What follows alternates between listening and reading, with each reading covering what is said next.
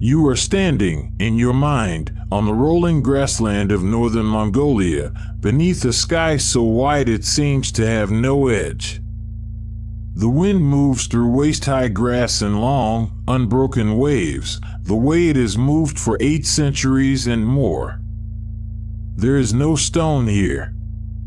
No mound, no marker, no inscription. And yet, beneath this vast, anonymous steppe, lies the body of the man who built the largest contiguous land empire the world has ever known.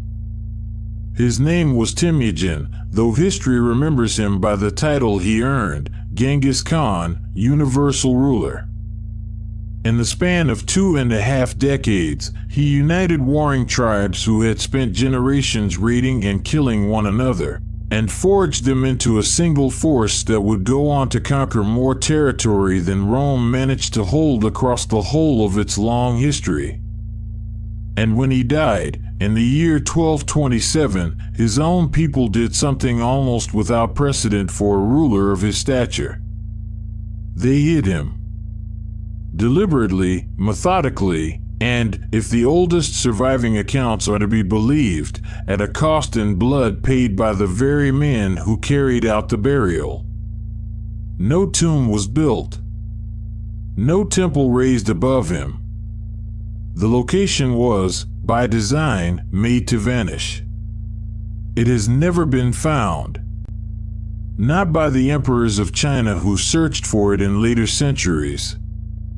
Not by Soviet expeditions in the 20th century. Not by modern archaeological teams working with satellite imagery and ground-penetrating radar. 800 years of searching, and the steppe has kept it secret. Picture, for a moment, what that kind of secrecy actually requires.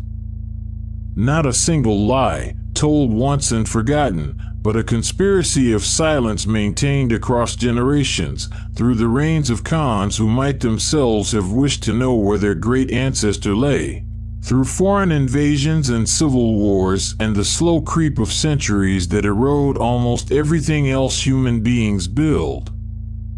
Empires fall. Cities crumble. Names fade from stone. And still, somewhere beneath that grass, the one secret this empire guarded above all others has held. We are not here tonight to promise you an answer the historical record cannot honestly give. Much of what survives about Genghis Khan's death and burial comes to us through legend, through chronicles written decades or centuries after the fact, through oral tradition carried across generations before it was ever written down at all. Where the evidence is solid, this telling will say so. Where it thins into folklore repeated so often it has taken on the weight of fact, it will say that too.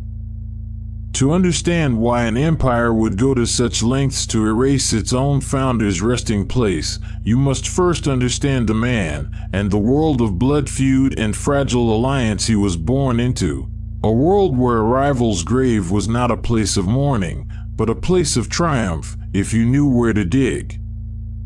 Temujin was born around the year 1162, on the steppes near the Onan River in what is now northern Mongolia, though even his birth year is a matter of scholarly estimation rather than settled record, since nothing resembling a formal birth registry existed among the Mongol tribes of this era. His father, Yasugi, was a minor chieftain of the Borjigin clan, a man of modest standing among the shifting, feuding tribal confederations that dominated the steppe. According to the secret history of the Mongols, the single most important surviving source for this period, itself a text of debated authorship and date, Yasugi named his infant son after a rival chief he had just defeated in battle, a small act of triumph woven into the boy's very identity from birth. Tradition holds that the infant was born clutching a small clot of blood in his fist, an omen his family and later chroniclers alike read as a sign of the violence and destiny that would follow him through life. The kind of detail that may owe more to hindsight than to any midwife's honest memory, but one that took firm hold in the stories later Mongols told about their founder's arrival in the world. His childhood was not an easy one, even judged against the harsh baseline of steppe life. When Temujin was still young, accounts suggest around age 9 or 10, his father was poisoned by members of a rival Tatar tribe, dying before he could properly establish his son's inheritance. The family's own clan, unwilling to be led by a widow and her children, abandoned them, leaving Temujin's mother, Holon, to raise her sons largely alone on the open steppe, surviving on foraged roots, fish, and small game rather than the herds and status a chieftain's family would ordinarily command. The secret history preserves stories from these lean years that later Mongol tradition treated as formative, a violent quarrel with a half-brother over a stolen fish and bird, ending, by the account's own telling, in that half-brother's death at Temujin's hands, an episode later chroniclers read as an early sign of the ruthlessness his rise would require, though the text itself frames it more as a desperate boy's fury than calculated cruelty. Holon, according to the same account, rebuked her surviving sons bitterly afterward, reportedly comparing them to wild animals turning on their own litter at the very moment their family's survival depended on standing together against outside threats. Temujin was, at one point in his youth, captured by a rival clan and held in a wooden yoke collar fitted around his neck and wrists, a common method of restraining prisoners without walls to hold them. He escaped, according to tradition, with the help of a sympathetic captor's family, fleeing under cover of darkness and hiding in a nearby river with only his face above the waterline while search parties passed within earshot. Whatever the precise truth behind these episodes, the broader pattern that emerges from the earliest surviving accounts is consistent: a boy who grew up with no guaranteed status, no protecting clan, and no inheritance beyond his own capacity to make alliances, survive betrayals, and slowly rebuild what his father's death had taken from him. It was this same capacity, for alliance building, for absorbing former enemies into his own following rather than simply destroying them, for rewarding loyalty across tribal and bloodlines that steppe tradition usually treated as unbreakable, that would eventually let him do something no leader before him had managed: unite the whole of the Mongol steppe under a single authority. But that capacity did not emerge from nothing. It grew out of a world with its own deep-rooted rules of kinship, obligation, and vengeance, a world you should understand before following Temujin any further into it. To understand how a dispossessed boy could eventually command an empire, you have to understand the steppe he was born into on its own terms, not as a blank backdrop waiting for a great man to arrive, but as a functioning, complex world with its own logic. Mongol society in the 12th century was organized around clans and tribal confederations bound by kinship, real or claimed, and by the herding economy that sustained life across a landscape too harsh and too vast for permanent settlement. Families moved with the seasons, following pasture for their horses, sheep, goats, and cattle, living in round felt-walled tents called jairs that could be raised or struck within an hour by people who had done it since childhood. This was not a world of settled farms and fixed borders, and its politics reflected that. Alliances between clans were often sealed through marriage, through formal oaths of blood brotherhood called anda, or through simple demonstrations of martial strength that made cooperation more attractive than conflict.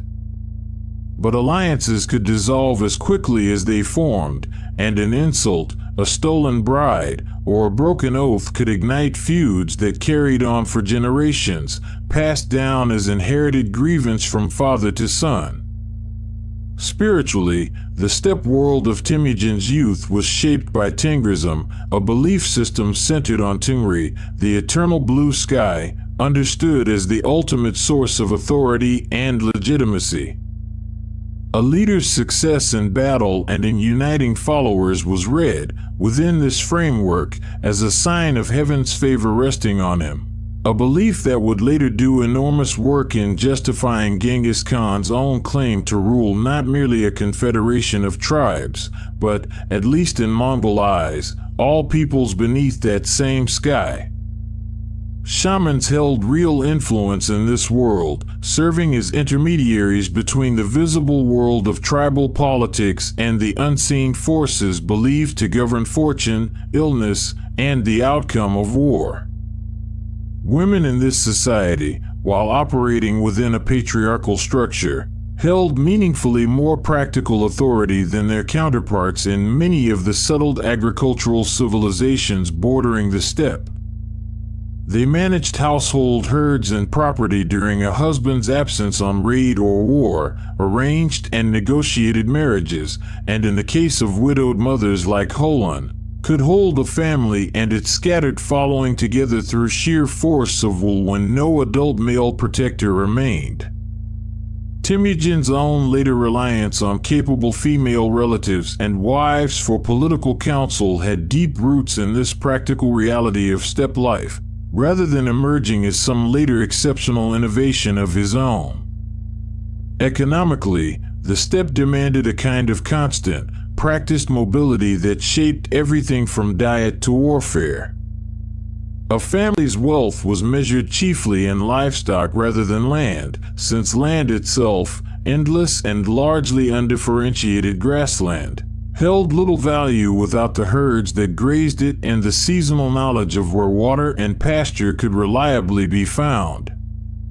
This same intimate, lifelong familiarity with horses, distance, and endurance that ordinary herding life demanded of every child born onto the steppe would, within a generation, become the raw material from which the most feared cavalry the medieval world had ever seen was built.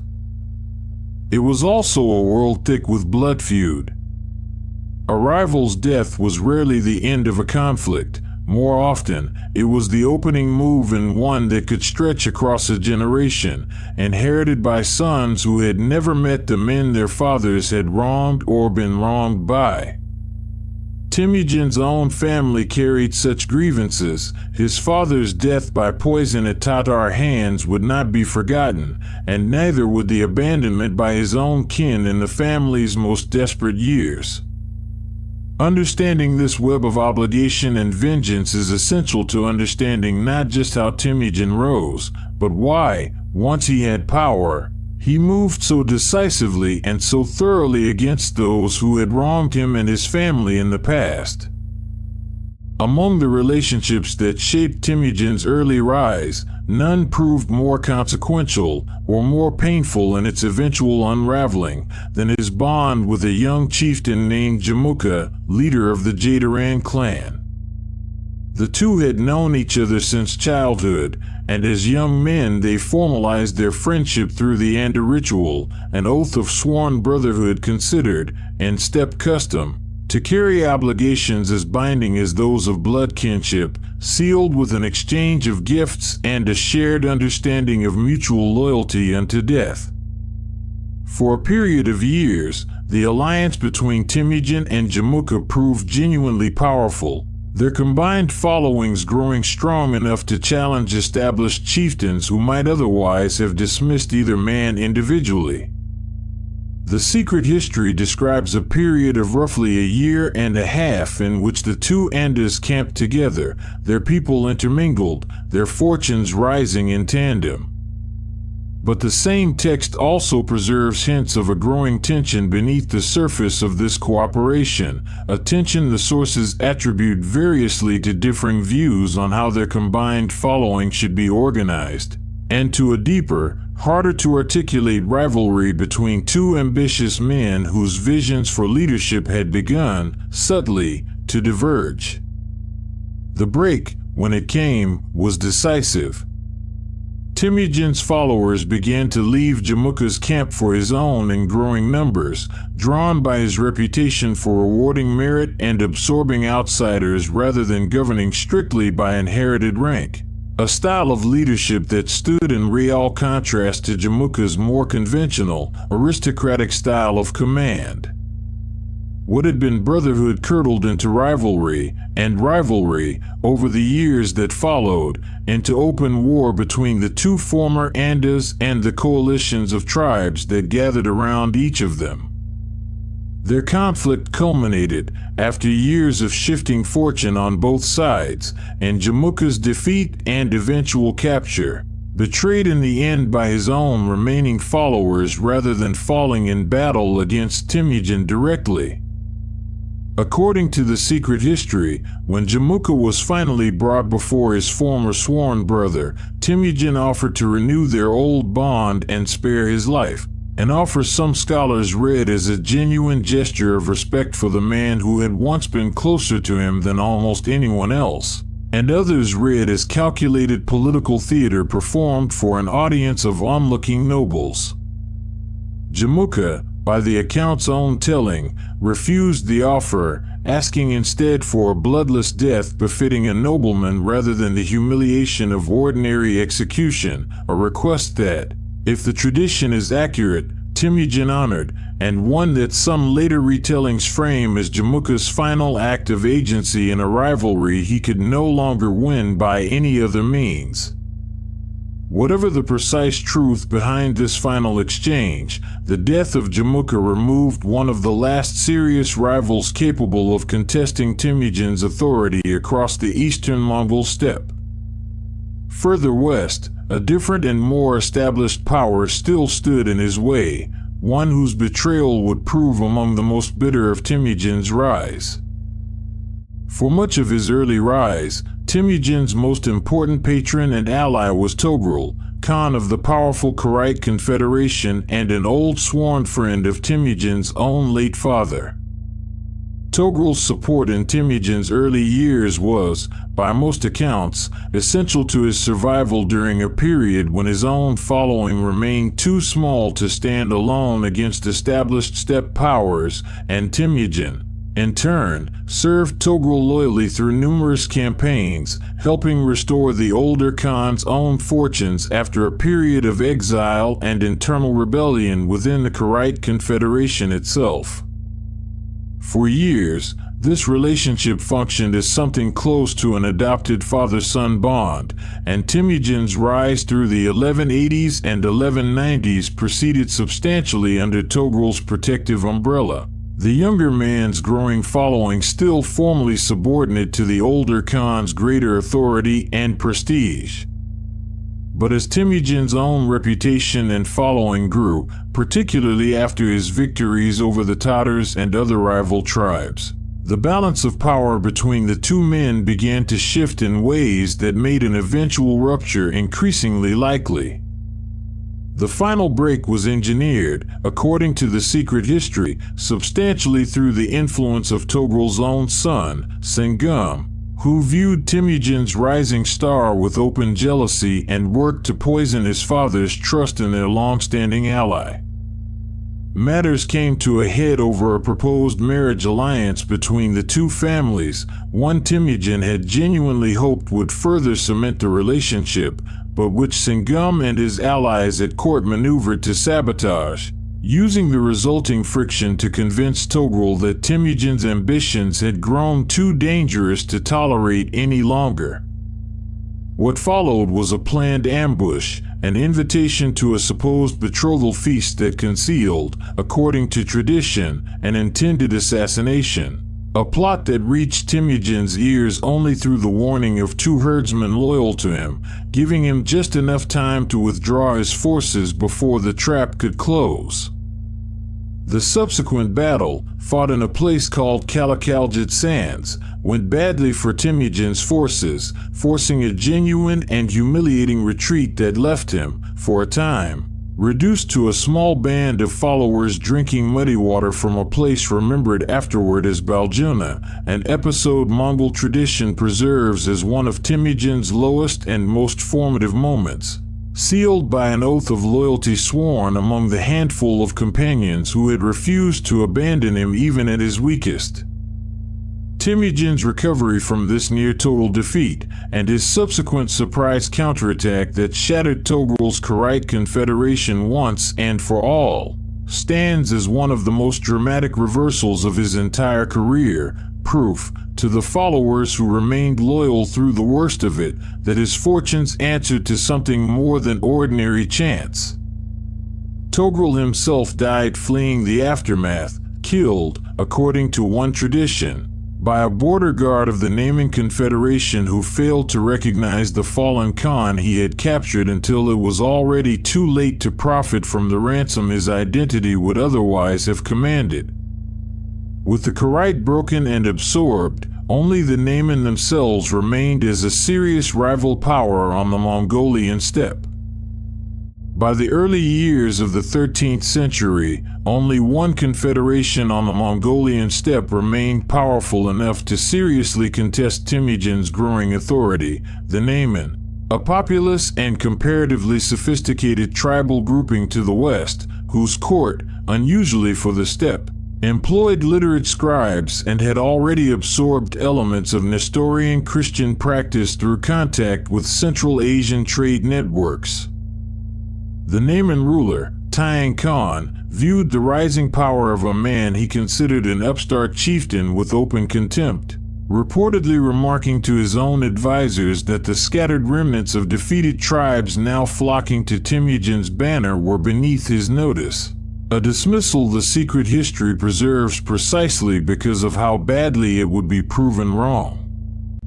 The campaign against the Naiman, fought in 1204, is remembered by military historians for a particular piece of psychological theater that captures the broader Mongol approach to warfare as much as any single tactic could.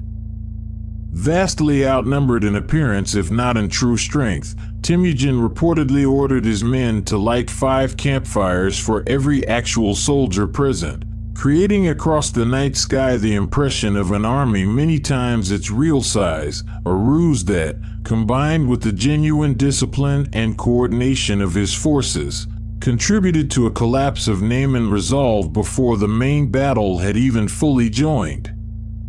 Taian Khan died of wounds sustained in the resulting defeat, and his son, a prince named Kuklug, fled westward with a remnant of Naiman followers, seeking refuge first among other steppe powers and eventually within the Karakorum realm in Central Asia, where he would, for a time, seize power himself before later being hunted down and killed by Mongol forces sent in pursuit years afterward, a reminder that Temujin's wars rarely ended simply because a defeated rival had fled beyond the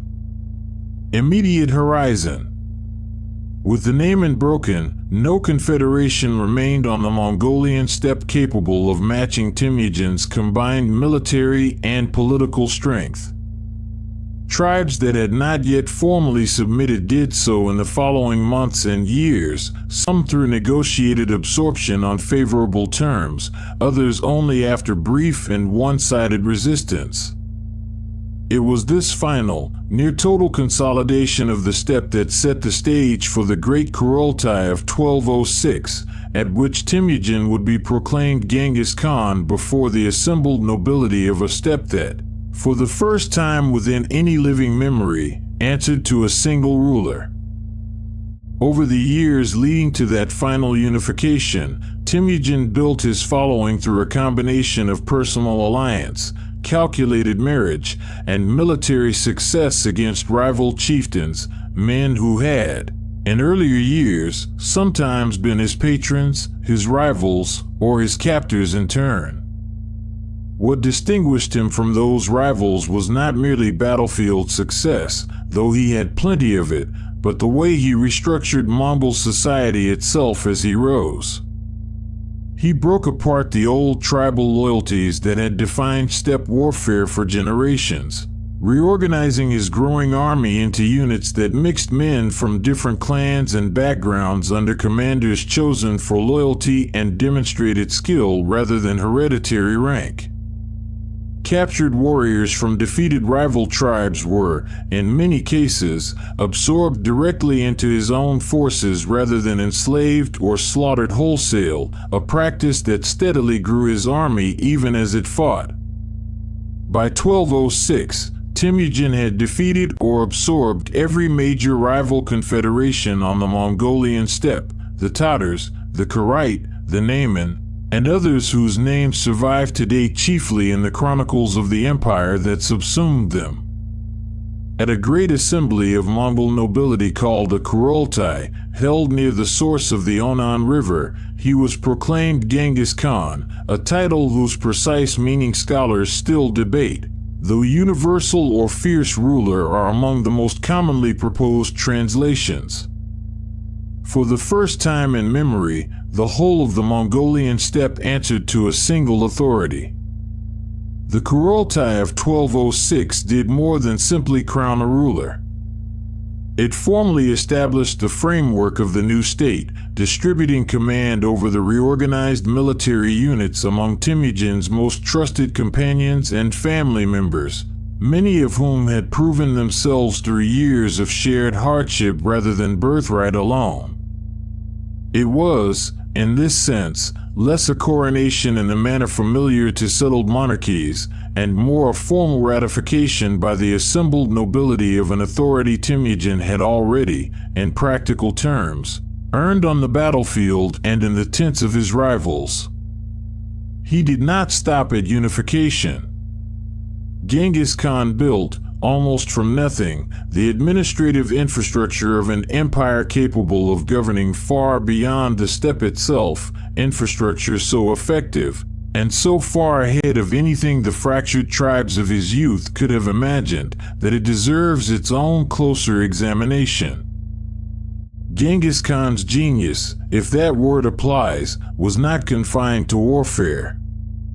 He understood, with unusual clarity for a man raised entirely within a pre-literate steppe tradition, that an empire built purely on conquest and terror would collapse the moment his own personal authority weakened or ended. What he built instead was a set of institutions durable enough to outlast him, several of which reshaped how a rapidly expanding empire could actually be governed. Chief among these was the Yassa, a body of law and custom that, according to tradition, Genghis Khan promulgated and had recorded, at least in part, in written form. A genuine departure for a society that had previously governed itself through oral custom and the personal authority of individual chieftains. The Yassa's precise contents remain a matter of ongoing scholarly reconstruction, since no complete original text survives. What we know comes from fragments quoted in later chronicles written by both Mongol successors and the conquered peoples who lived under Mongol rule. What survives suggests a code addressing military discipline, the organization of the army, criminal punishment, and matters of everyday conduct, applied, at least in principle, uniformly across an empire that would soon span dramatically different peoples, languages, and prior legal traditions.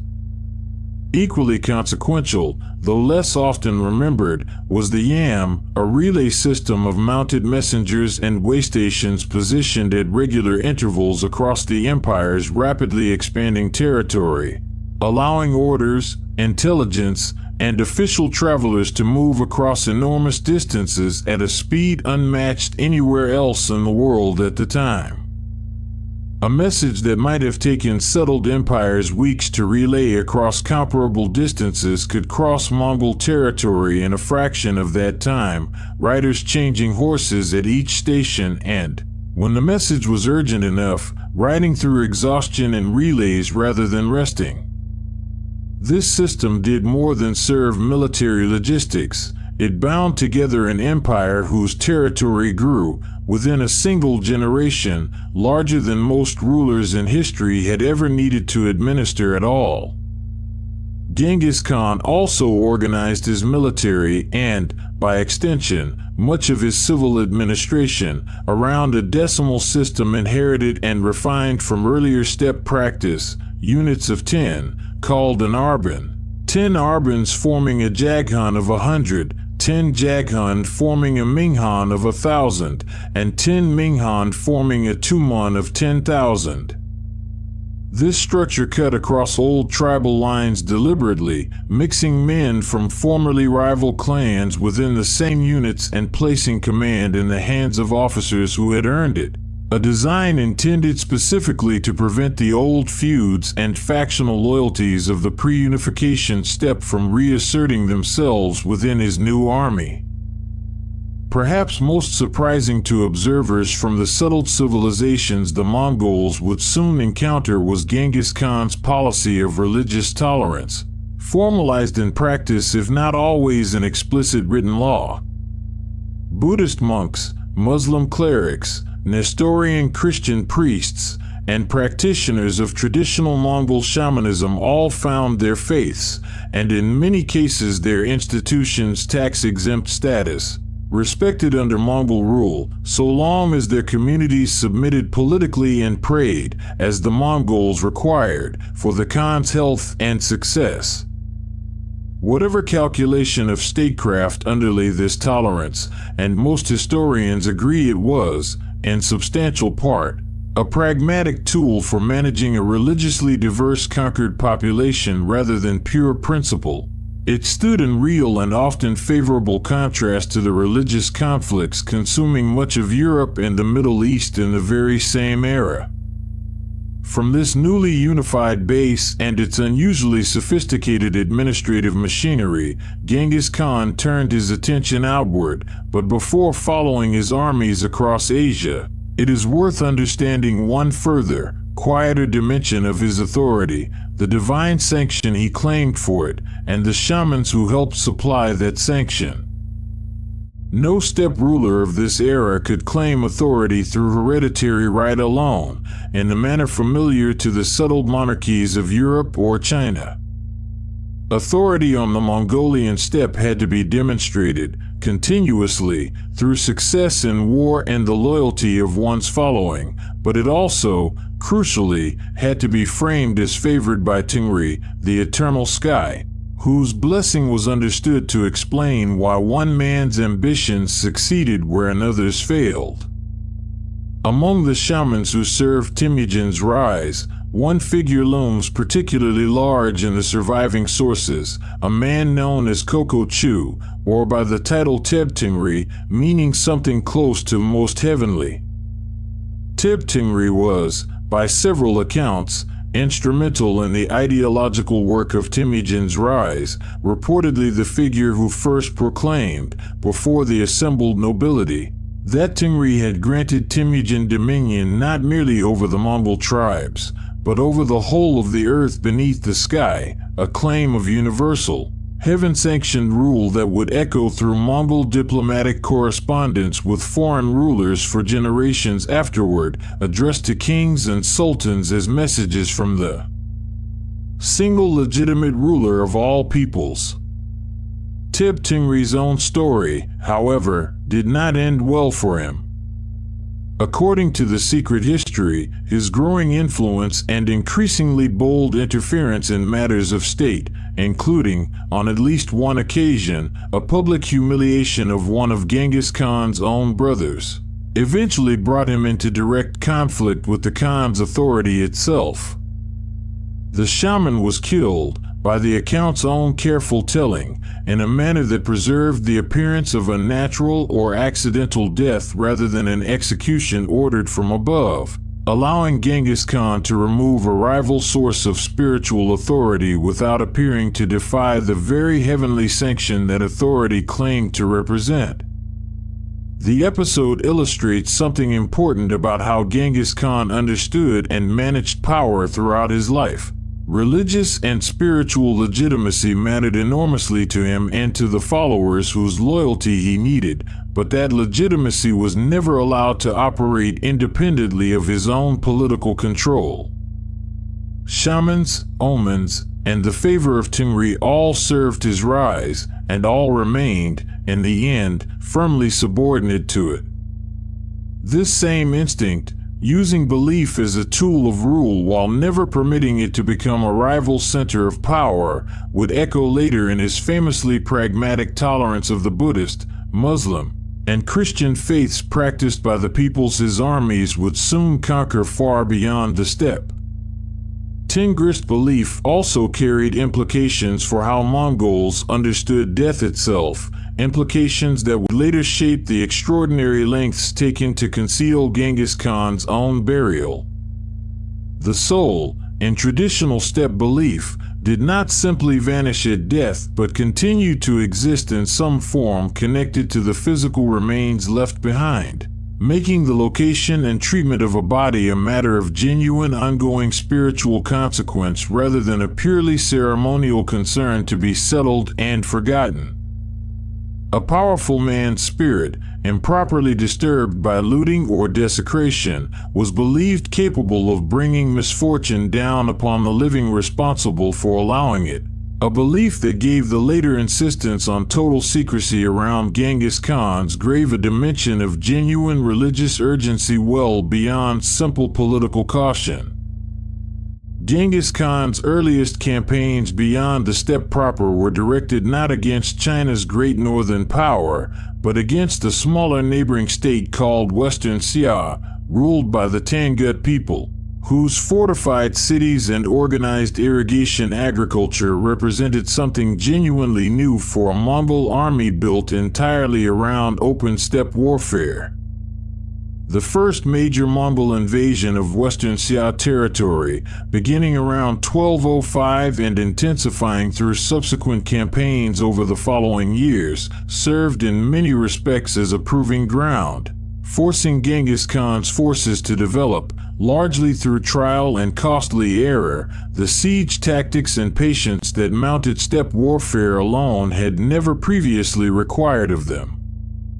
Early Mongol attempts to reduce Tangut fortified cities met with only partial success, hampered by an army that, whatever its mastery of open-field cavalry warfare, initially lacked the engineering knowledge to breach substantial city walls efficiently. One notable episode from an early campaign describes an attempt to divert a river against the Tangut capital itself, flooding the surrounding countryside in a tactic that ultimately backfired, flooding the besieging Mongol camp nearly as badly as the city it had been intended to drown. An early and costly lesson in the limits of adapting steppe warfare tactics wholesale to siege conditions they had not been designed for. Despite these setbacks, sustained pressure across multiple campaigns eventually forced the Tangut ruler into a position of vassalage, submitting tribute and, crucially, offering troops in support of future Mongol campaigns against other neighboring powers, an arrangement that would later collapse, decades afterward, when Western Xia refused to honor that same obligation during Genghis Khan's Western campaigns, setting the stage for the final, punitive war that would occupy the last months of his life.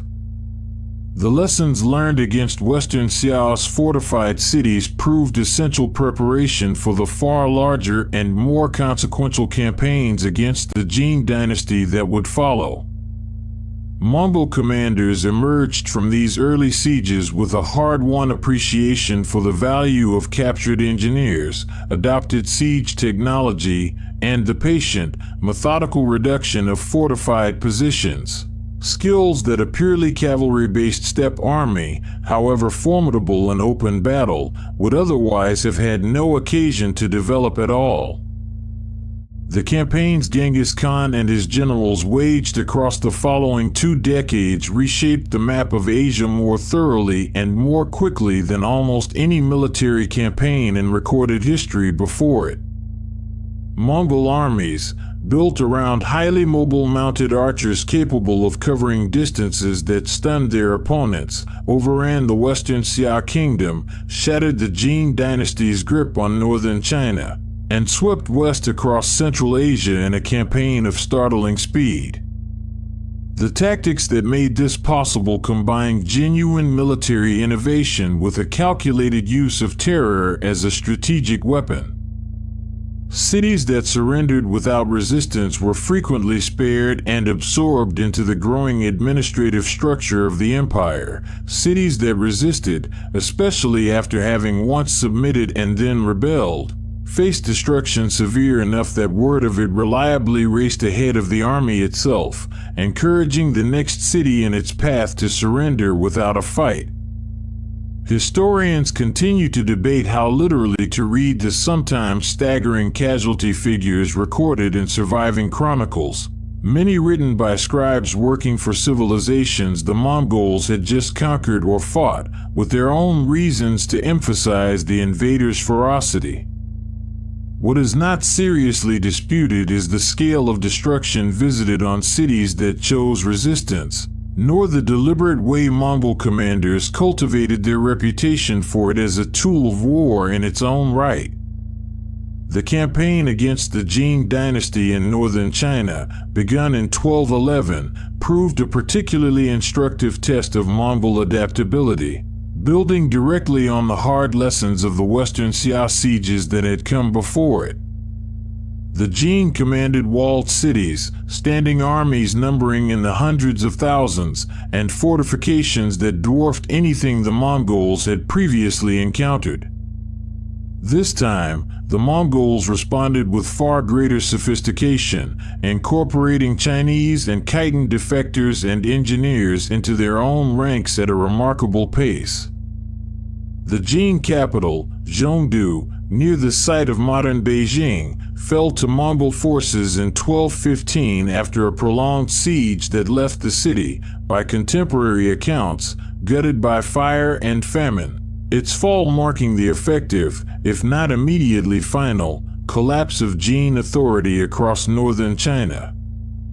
Alongside the conquest came genuine administrative sophistication that later Mongol rulers, and Genghis Khan's own successors, would build upon extensively. Safe trade routes across a newly unified Central Asia that scholars have since termed the Pax Mongolica, a peace enforced by the same empire that had conquered the region in the first place. Systems of census and taxation adapted from the conquered bureaucracies of China and Persia, and a court that, for all its military origins, actively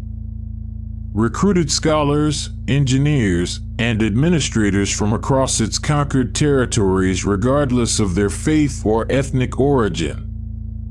By the mid-1220s, Genghis Khan ruled, directly or through vassal arrangements, a territory stretching from the Sea of Japan to the Caspian Sea, the largest contiguous land empire that had ever existed, built within the lifetime of a single man who had begun it with nothing but a scattered, impoverished family and a handful of loyal companions. For all the fame the composite bow and the mounted archer have earned in popular memory of Mongol warfare, a substantial share of the empire's later conquests depended on a far less celebrated but equally decisive innovation: the systematic adoption of foreign siege technology that a purely steppe-born military tradition had never needed to develop on its own. The hard lessons of the Western Xia campaigns, where Mongol forces had struggled against fortified cities their cavalry-based tactics could not directly reduce, taught Genghis Khan's commanders an enduring lesson about the limits of horsemanship alone against stone walls. The solution was not innovation from scratch, but absorption. Chinese, Khitan, and later Persian and Central Asian engineers, captured or recruited during successive campaigns, brought with them centuries of accumulated siege expertise entirely foreign to steppe warfare. Counterweight trebuchets capable of hurling stones and incendiary projectiles over city walls from a safe distance, sophisticated mining techniques for undermining fortifications from below, and, in later campaigns, some of the earliest gunpowder-based weapons the world had yet seen. Developed in China and carried westward in Mongol service well before such technology reached Europe by any other route. This borrowed expertise was organized with the same systematic thoroughness the Mongols applied to their own cavalry forces. specialized engineer corps, staffed largely by non-Mongol specialists but commanded within the same disciplined military hierarchy as the rest of the army, traveled with major campaigns specifically tasked with siege operations, allowing Mongol armies to combine the speed and terror of their cavalry with a genuine capacity to reduce even the most heavily fortified cities of Persia, Central Asia, and China. A combination that no single one of the era's military traditions, Mongol or otherwise, could have assembled entirely on its own. The willingness to recruit and genuinely trust foreign technical specialists rather than dismiss their expertise as beneath a warrior culture's own methods reflects the same broader pragmatism that shaped Genghis Khan's approach to religion, administration, and military command alike. Results mattered far more to him than the origin of the knowledge or the ethnicity of the man who supplied it, a disposition that gave his empire a genuinely composite military and technical capability few of its opponents, bound more rigidly to their own inherited traditions, could ever fully match. Among all the campaigns of Genghis Khan's later career, none demonstrates the scale of Mongol retribution and the speed of Mongol conquest more starkly than the destruction of the Khwarezmian Empire, a wealthy Muslim state stretching across much of modern Iran, Central Asia, and Afghanistan.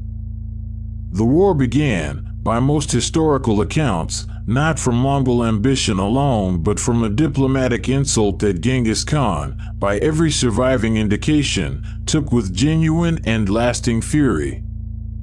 Seeking trade rather than conquest with this wealthy neighboring power, he had dispatched a caravan of merchants under his protection to the Khwarezmian border city of Otrar. The governor of Otrar, apparently suspecting the caravan of espionage or simply coveting its goods, had the entire party, reportedly several hundred merchants, executed and their goods seized. When Genghis Khan sent envoys demanding the governor be handed over for punishment, the Khwarezmian ruler, Shah Muhammad II, had the envoys killed as well, an act that left no path to a diplomatic resolution and, in Mongol eyes, demanded a response proportional to the insult. What followed, beginning around 1219, was a campaign that dismantled one of the wealthiest states in the Islamic world within roughly 2 years. Mongol armies tipped the great trading cities of Central Asia in rapid succession: Bokhara, Samarkand, Urgench, cities whose libraries, markets, and centuries of accumulated learning had made them among the most celebrated in the medieval world. Contemporary chroniclers, writing in the aftermath, described devastation on a scale that reshaped the region's demographics for generations, with population figures that modern historians treat with considerable caution given the tendency of medieval chroniclers toward dramatic exaggeration, but which nonetheless point to genuine, catastrophic loss of life in cities that resisted. Shah Muhammad himself fled westward, pursued relentlessly by a detachment of Mongol cavalry across hundreds of miles, eventually dying, by most accounts from illness and exhaustion, on a small island in the Caspian Sea, his once mighty empire collapsing behind him faster than almost any comparable state in recorded history. His son, Jalal al-Din, continued resistance for several more years, winning occasional tactical victories that briefly interrupted the pattern of Mongol dominance, but ultimately unable to reverse the destruction of his father's realm. The Khwarezmian campaign left a lasting impression across the Islamic world, remembered in chronicles written generations later as a catastrophe without precedent. For Genghis Khan himself, the campaign confirmed a lesson he would apply for the remainder of his life, that an insult to his authority, wherever it occurred and against whatever power however distant, would be answered with a response calibrated not merely to punish, but to ensure no comparable insult would ever be considered again. A lesson enforced most severely of all not in any of the great trading capitals, but in a smaller city whose fate would become, for later generations, the very byword for what happened when that lesson was ignored a second time. Among the many cities that fell during the Khwarezmian campaign, none illustrates the calculated escalation of Mongol retribution more clearly than Nishapur, a prosperous city in what is now northeastern Iran, renowned before the invasion for its scholars, its gardens, and its long history as a center of Persian learning and culture. Nishapur initially surrendered to the first Mongol force to arrive at its gates, and was spared the destruction visited on cities that resisted outright, a demonstration, like so many other Mongol sieges, of how genuinely different the outcome could be for a city that submitted quickly. The city's fate changed when its population rose up during a subsequent Mongol movement through the region, killing a number of Mongol soldiers left to garrison it, among them, according to Persian chronicles, a son-in-law of Genghis Khan himself, struck down by an arrow during the uprising. When word of this reached Genghis Khan, his response, by the account of Persian historians writing in the following decades, was to order a reprisal calibrated specifically to the scale of the insult, not merely the defeat of the rebellious city, but its methodical, near-total destruction, carried out under the direct command of his widowed daughter, who was reportedly given authority over the campaign of retribution herself. Contemporary and near-contemporary Persian chroniclers describe the aftermath in terms meant to convey the totality of the destruction, accounts of the city's population counted, its buildings leveled, and its site rendered, in the words of one chronicler, fit only for planting barley where a thriving city of scholars and gardens had stood before. Modern historians treat the specific casualty figures recorded in these accounts with the same caution applied to comparable numbers from other Mongol sieges, aware that medieval chroniclers writing about a conqueror they despised had every incentive to describe the worst possible outcome in the most memorable terms available to them. What is not seriously disputed is that Nishapur's destruction was deliberately more thorough than that of cities defeated in ordinary battle, a calculated demonstration aimed less at the city itself than at every other town along the Mongol line of march that might otherwise have considered a similar uprising once the initial occupying force had moved on. The lesson Nishapur was made to teach, at whatever true human cost lies beneath the chronicler's horrified prose, proved effective in the narrowest military sense. Word of it spread quickly across the region, and few cities in the campaign's remaining course chose rebellion after initial submission over the comparatively survivable alternative of simple, continued obedience. It is a lesson this telling records because the historical record insists upon it, not because it can't or should be softened. The same empire capable of religious tolerance, meritocratic promotion, and genuine administrative innovation was, in the same years and often through the same commanders, capable of visiting deliberate, near-total destruction upon a city of scholars and gardens as a calculated message to every city still standing beyond it. To understand how a population that, at its height, likely never exceeded a few million people managed to conquer societies numbering in the tens of millions, you must look past the terror and toward the genuine organizational sophistication underlying Mongol warfare. Discipline sat at the center of it. Mongol soldiers trained from childhood in horsemanship and archery, skills inseparable from the herding lifestyle that had shaped them long before any of them held a military rank, giving Genghis Khan's armies a baseline of mounted competence that settled civilizations, however numerous their soldiers, simply could not match without decades of comparable investment.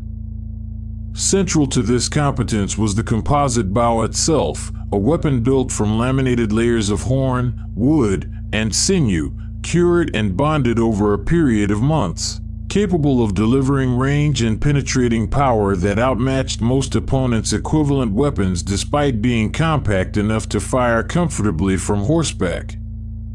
A skilled Mongol rider, trained from early childhood, could loose such a bow accurately at a full gallop in any direction, including backward over a retreating horse, a technique that turned feigned retreats into one of the army's most devastating recurring tactics, luring overconfident pursuers into ambushes staged by riders who had never actually been in flight at all. Discipline within the ranks was enforced with an intensity that left little room for individual failure. Under the decimal organization described earlier, if a single soldier in a unit of 10 fled a battle without orders, the entire unit of 10 could be held collectively responsible and executed alongside him, a brutal system by any modern measure, but one that produced cohesion and reliability that proved decisive again and again on the battlefield. Soldiers understood, with total clarity, that their survival depended as much on their comrades' discipline as their own. Communication and coordination across a battlefield, or across an entire theater of war spanning hundreds of miles, relied on a sophisticated signal system of flags, drums, and mounted couriers, allowing Mongol commanders to coordinate multiple divisions in ways that opposing armies, often relying on far more rigid and centralized command structures, struggled to anticipate or counter. Feigned retreats, flanking maneuvers executed across days rather than hours, and the coordinated arrival of separate divisions converging on a single target from multiple directions became hallmarks of Mongol operational planning. Mongol intelligence gathering, too, was unusually thorough for its era. Before any major campaign, merchants, spies, and defectors were debriefed extensively for information on an enemy's roads, water sources, internal political divisions, and military strength, allowing Mongol commanders to plan campaigns with a degree of advanced knowledge that many of their opponents, fighting largely blind by comparison, could not hope to match. Cities were frequently offered terms of surrender before any assault began, terms that, when accepted, could spare a population the fate that awaited those who chose resistance. A calculated combination of intelligence, psychological pressure, and demonstrated capacity for violence that made the Mongol war machine as much a machine of persuasion as of conquest. Among the practices that prepared Mongol armies for the coordination and discipline war demanded, one stands out as a genuine institution in its own right rather than a mere pastime: the Nurj, or Great Hunt. A massive organized drive in which thousands of mounted men would form an enormous ring across dozens of miles of open steppe, gradually converging inward over the course of days or weeks to drive wild game, deer, wild boar, wolves, and other animals of the open grassland, into an ever shrinking circle before a final, coordinated slaughter. The Nurj was not simply about securing meat for the winter, though it served that purpose too. It was, in effect, a full military exercise conducted under conditions almost identical to actual warfare, requiring precisely the same coordination across enormous distances, the same discipline in maintaining formation despite the temptation to break ranks early for a nearer kill, and the same reliance on signal and command structure that would later prove decisive against human armies rather than fleeing herds. Commanders used the Great Hunt to identify capable leaders among the ranks, to drill new recruits in maintaining position across unfamiliar terrain, and to reinforce, through the harshest possible discipline, the same lesson that would govern actual battle, that breaking formation before the order to do so, even to claim an easier personal prize, endangered the entire operation and would not be tolerated. Genghis Khan himself is reported to have taken the discipline of the Nerj with particular seriousness, on at least one occasion severely reprimanding senior commanders, including members of his own family, for allowing game to escape through gaps in the ring caused by impatience or poor coordination. A small domestic episode that nonetheless illustrates how thoroughly he understood every available means of preparing his forces for the demands of real war, treating even a hunting expedition as an opportunity too valuable to waste on carelessness. By the time young Mongol men reached fighting age, they had typically participated in years of these great hunts, absorbing through direct, repeated practice the coordination, discipline, and mounted endurance that a settled civilization's conscripted infantry, drawn hastily from farms and workshops at the moment of crisis, could never hope to match without years of dedicated military training most such societies could not afford to provide. The Nerj, in this sense, was not preparation for war so much as war's own logic, quietly rehearsed across the empire's civilian life long before any Mongol boy ever rode into an actual battle. Legal codes committed to memory or fragmentary written record can feel abstract at the distance of 8 centuries, but surviving fragments and chronicler accounts of the Yassa in actual daily practice give a far more vivid sense of how thoroughly it shaped ordinary life across the growing Mongol Empire. Theft among Mongols themselves, for instance, was punished with a severity that surviving accounts describe as remarkable even by the harsh legal standards of the era. Repeated theft could carry a sentence of death, a deterrent apparently effective enough that later travelers through Mongol territory, including the Friar William of Rubruck, remarked with evident surprise on how safely goods and livestock could be left unattended across vast stretches of Mongol-controlled steppe, a degree of internal order that contrasted sharply with the lawlessness many contemporary travelers expected to encounter in less centrally governed regions. The Yassa also codified matters that might seem, to modern eyes, oddly specific for an imperial legal code, rules concerning the proper slaughter of animals for food, prohibitions against washing clothing or bathing directly in running water during thunderstorms out of respect for beliefs about angering the spirits associated with weather, and strict expectations of hospitality toward travelers and guests, violation of which could itself carry serious legal consequence. Together, these provisions reveal a legal system that blended genuine practical governance with the deeper spiritual and customary framework of steppe life, rather than importing an entirely foreign legal philosophy wholesale onto a conquered population. Enforcement of the Yassa extended, at least in principle, to the Mongol nobility itself, including Genghis Khan's own family, a genuinely unusual feature by the standards of most contemporary monarchies, where royal relatives typically enjoyed legal privileges unavailable to commoners. Whether this principle of near-universal applicability was honored as consistently in practice as later Mongol tradition liked to claim remains a matter of some historical debate, but the code's surviving fragments and the testimony of foreign observers alike suggest a genuine, if imperfect, attempt at consistent legal order across an empire that had, within living memory, known nothing but the shifting, personal justice of individual tribal chieftains. For the conquered peoples who came to live under Mongol rule, the Yassa's uniform application, whatever its harshness in matters of military and criminal discipline, offered something many had not previously known even under their own native rulers: a single, predictable legal framework that did not vary arbitrarily from province to province or governor to governor. A genuine administrative achievement that helped bind together an empire spanning cultures and languages as different from one another as any that had ever been united under a single legal authority before.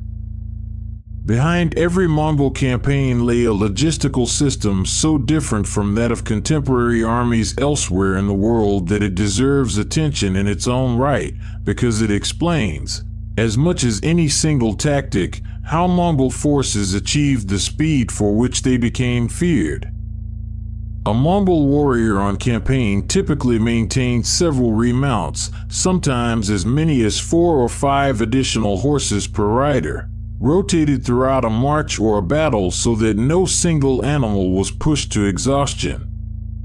This herd of spare mounts traveled with the army itself, grazing as it moved, meaning a Mongol force carried much of its own transportation infrastructure on the hoof rather than depending on roads, bridges, or the fixed supply lines that constrained the armies of settled civilizations.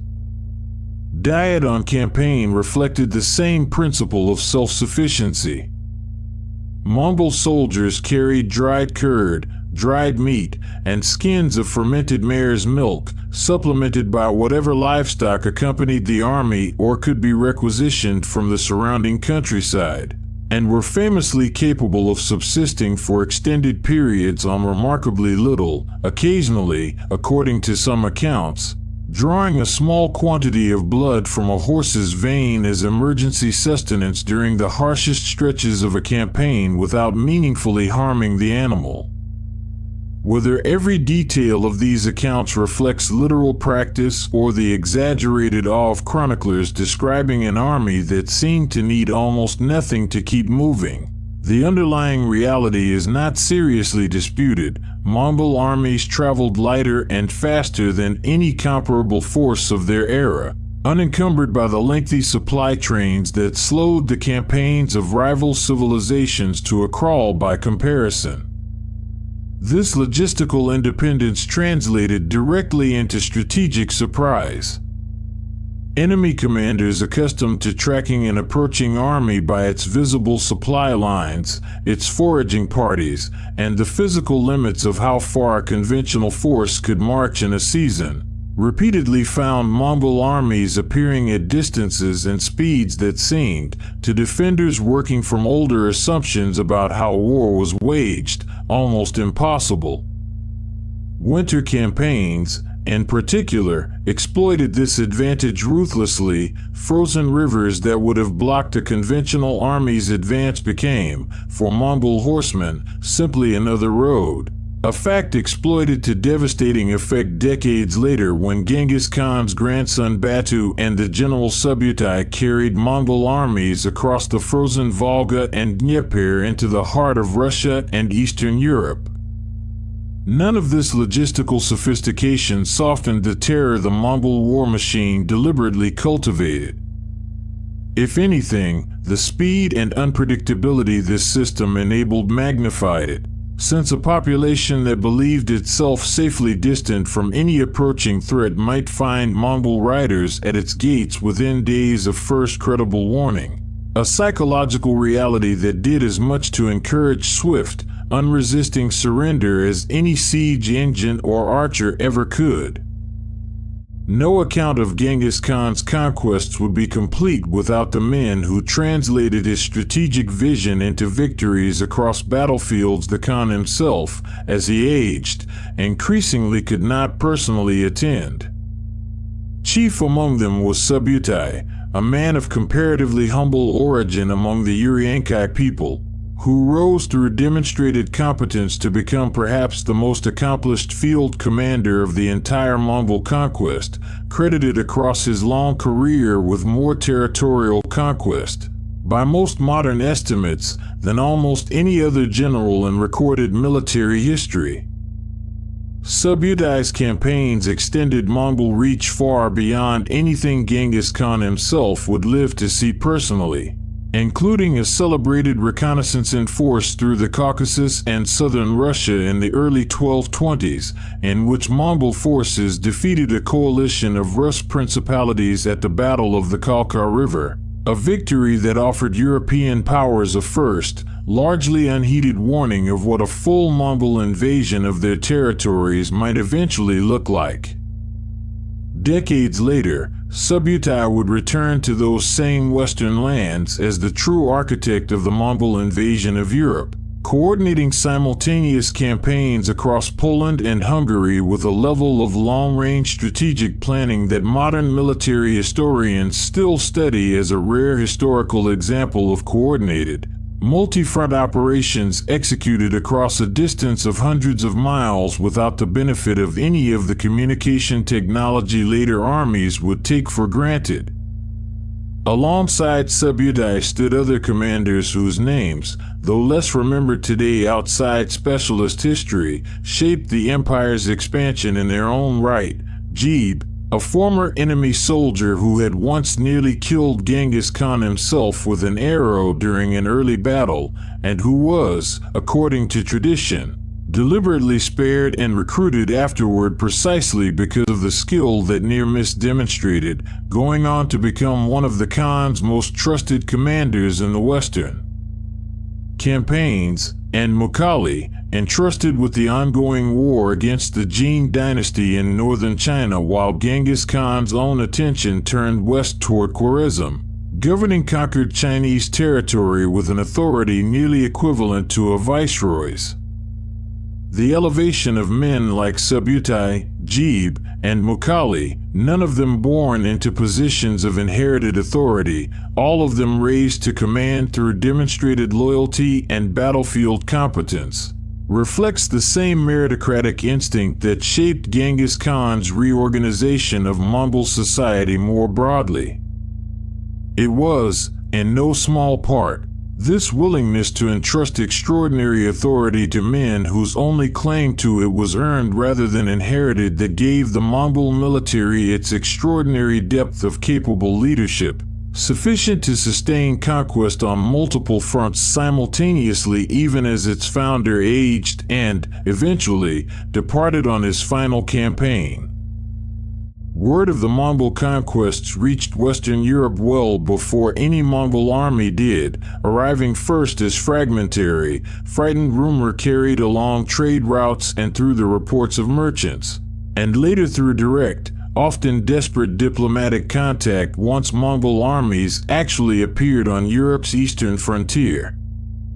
Some early European chroniclers, grasping for a framework to explain this sudden eruption of an unknown power from the east, briefly entertained the hope that the invaders might be forces of the legendary Prester John, a mythical Christian king believed, in medieval European imagination, to rule a vast and powerful kingdom somewhere beyond the Islamic world, a hope that curdled quickly into horror once the true nature and intent of the Mongol advance became unmistakable.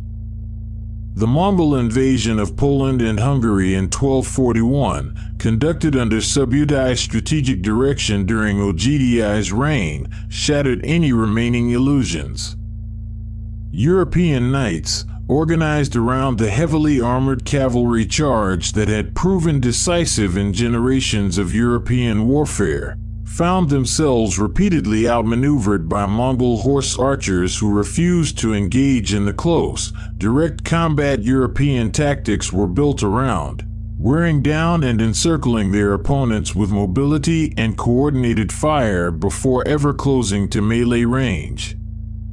The defeat of a combined Christian force at the Battle of Legnica and the near-simultaneous destruction of a Hungarian royal army at the Battle of Mohi left much of Central Europe undefended and terrified of what seemed, to contemporary observers, an unstoppable and almost incomprehensible force.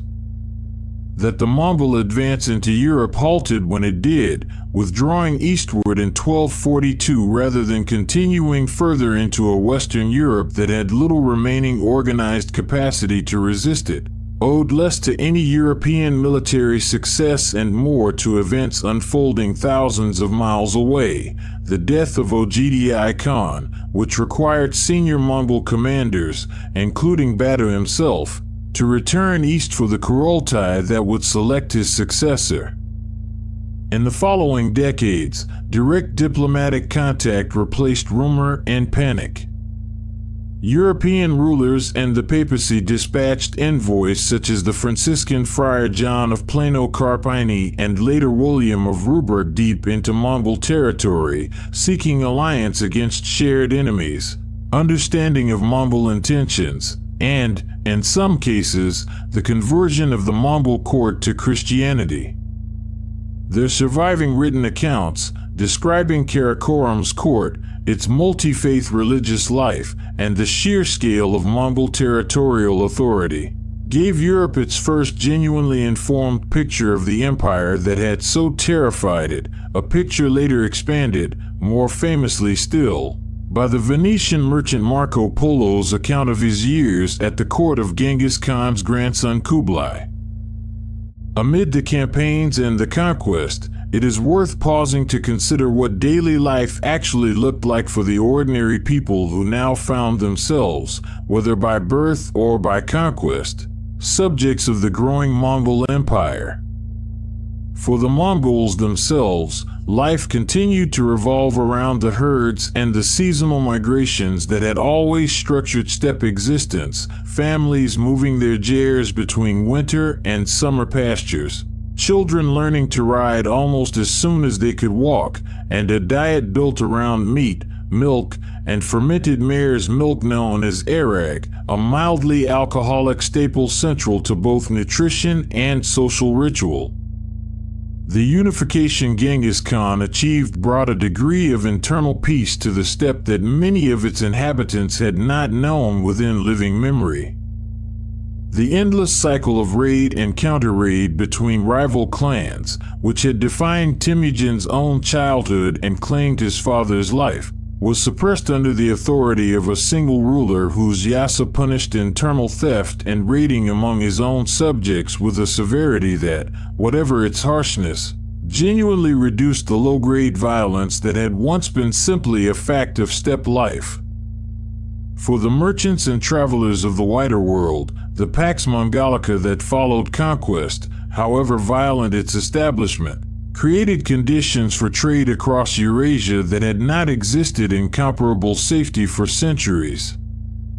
Caravans could cross thousands of miles of previously fragmented and dangerous territory under a single unified authority, protected in principle by the same Yassa that governed Mongol subjects directly, and merchants of many faiths and nations traveled the resulting routes carrying silk, spices, and manufactured goods between civilizations that had previously known each other largely through rumor and distant report.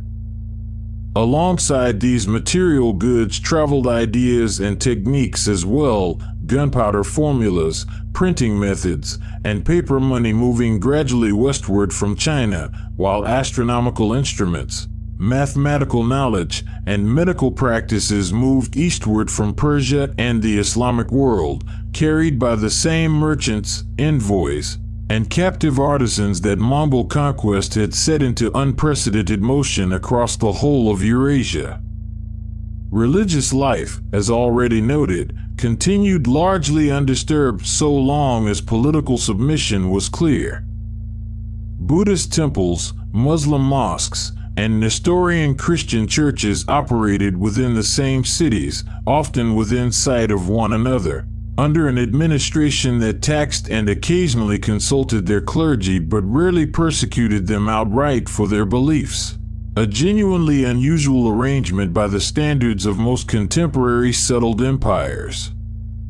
None of this softened the very real brutality visited upon populations that resisted Mongol conquest, nor should the genuine administrative achievements of the empire be read as erasing the scale of destruction its founding required. Both things were true simultaneously, an empire built substantially through terror and mass violence against those who resisted it, and, for those who submitted or were born within its borders afterward, a period of trade, relative internal order, and religious tolerance that many contemporaries, whatever their private grievances against Mongol rule, found preferable to the fragmented, frequently warring world that had preceded it. The physical craft of steppe life itself deserves a moment's attention, since it was this same practical, everyday competence that Mongol conquest carried, largely unchanged, across an empire spanning thousands of miles. Felt making, the process of matting sheep's wool into the dense material that covered every gur, was a skill practiced by nearly every Mongol household, producing a material durable enough to withstand the harsh winters of the steppe while remaining light enough to pack onto a cart or a spare horse during seasonal migration. A family's entire household, its felt walls, its wooden lattice frame, its hearth, its stores of dried meat and curd, could be dismantled, loaded, and moved to new pasture within a matter of hours. A logistical fluency so deeply embedded in ordinary domestic life that it required no special military training to produce the same qualities of speed and adaptability that made Mongol armies so formidable in the field. In this sense, the empire's famous military mobility was never a separate invention layered onto steppe society from above. It was steppe society's own daily rhythm of survival, simply redirected, under Genghis Khan's unifying authority, toward conquest rather than the search for the next season's grazing ground. Genghis Khan's sons received the greatest share of attention in most retellings of the succession that followed his death, but his daughters played a role in the empire's expansion that deserves equal recognition, even if the surviving sources treat their contributions with considerably less detail than they afford his male heirs. Mongol statecraft made extensive use of marriage as a tool of political consolidation, and Genghis Khan's daughters, along with several granddaughters, were married strategically to the rulers or heirs of allied and conquered peoples, binding those territories to the empire through kinship in addition to conquest or negotiated submission.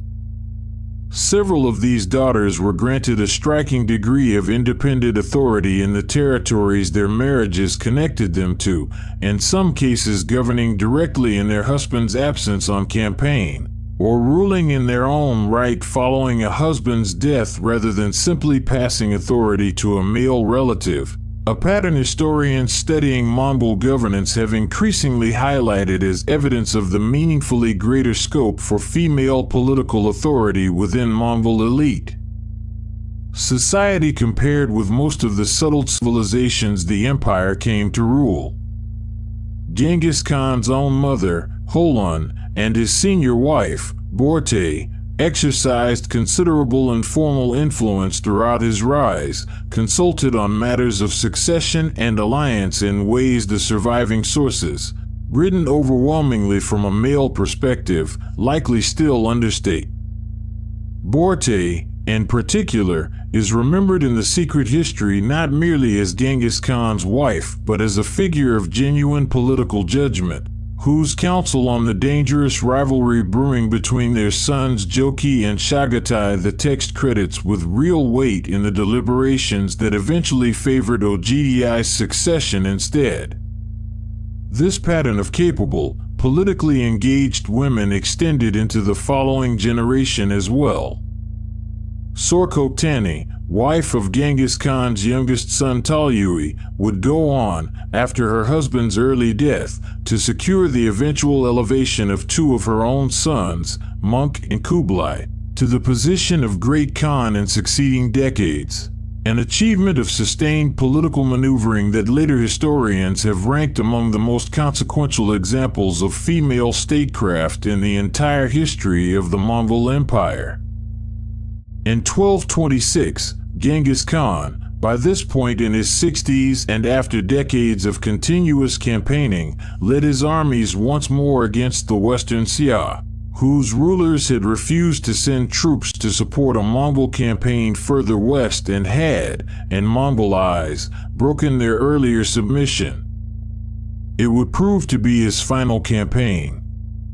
The precise circumstances of his death, in 1227, are genuinely uncertain, and multiple explanations survive across different historical traditions, none of which modern scholarship can fully confirm or dismiss. The most widely cited account, recorded by the Persian historian Rashid al-Din working decades later under Mongol patronage, attributes his death to illness, possibly typhoid, or another fever contracted during the campaign.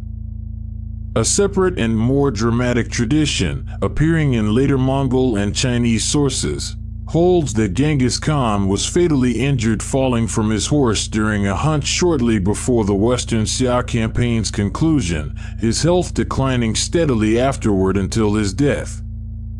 A further, still more colorful legend, one most historians treat with considerable skepticism, though it has proven durable in popular retelling across the centuries, claims he died from a wound inflicted by a captured Western Xia princess during their wedding night, taken as part of the campaign's terms of submission.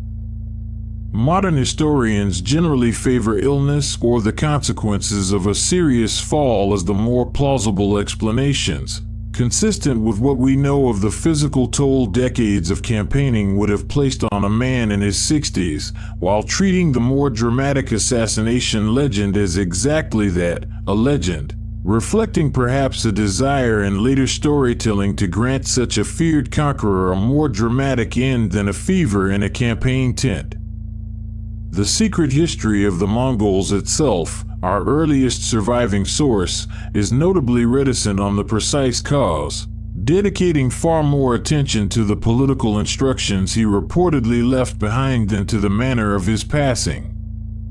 Those instructions, according to tradition, addressed both the immediate military situation and the succession to come.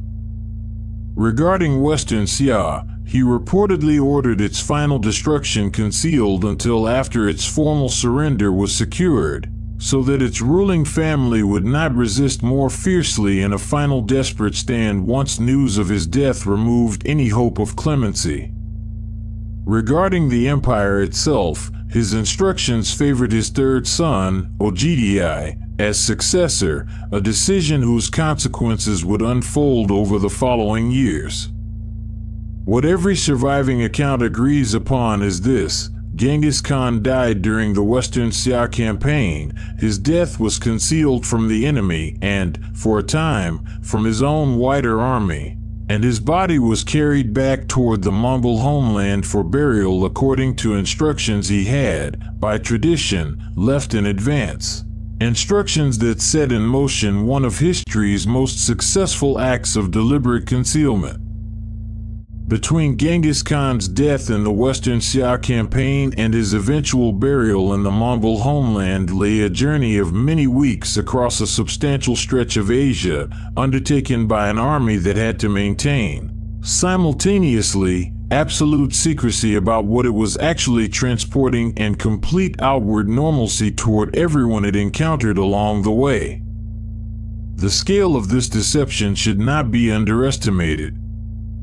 An army of thousands does not move in silence, and a force returning from campaign without its supreme commander riding visibly at its head would, under ordinary circumstances, invite exactly the kind of speculation the Mongols could least afford, particularly with the Western Xia campaign not yet fully concluded and enemy territory not far behind them. Tradition holds that the body was transported in a closed cart or wagon, guarded by an inner circle of the most trusted men in the army, while the outward appearance of normal command and morale was maintained for the benefit of the wider army and any outside observers who might be watching the column's progress. Some accounts suggest that decoy movements or deliberately vague communication about the Khan's whereabouts helped mask the truth even from significant portions of his own forces during the journey, a level of internal secrecy that speaks to how completely Genghis Khan's inner circle understood the stakes of the information they carried. The psychological burden this placed on the small circle of men who knew the truth must have been considerable, marching for weeks through territory that included recently conquered and potentially still restive populations, maintaining the fiction of a living, commanding Khan, while carrying the actual, closely guarded reality of his death and the singular responsibility of delivering his body to a burial that had to remain, from the moment it was completed, permanently unknown to anyone outside their number.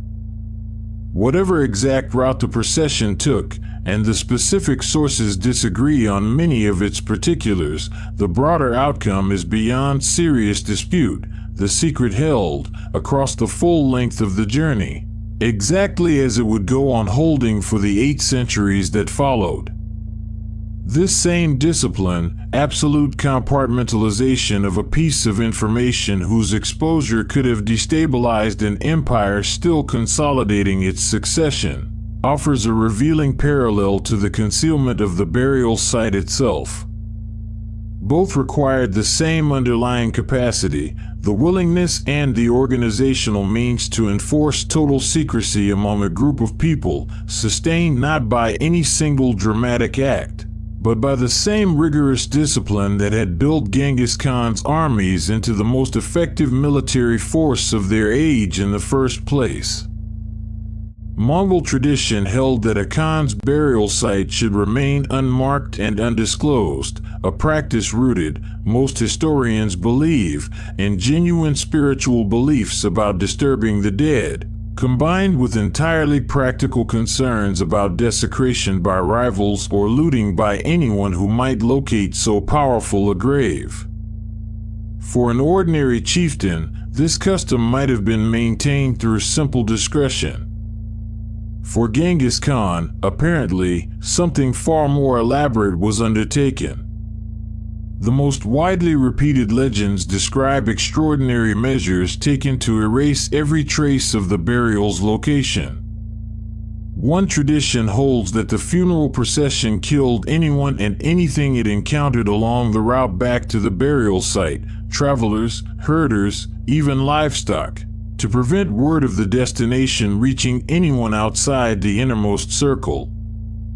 A further, frequently repeated legend claims that the slaves or soldiers who dug the grave and carried out the burial were themselves killed immediately afterward by a second group of soldiers, who were, in turn, killed by a third, a chain of silencing intended to ensure that no living person outside the highest Mongol leadership retained knowledge of the exact location.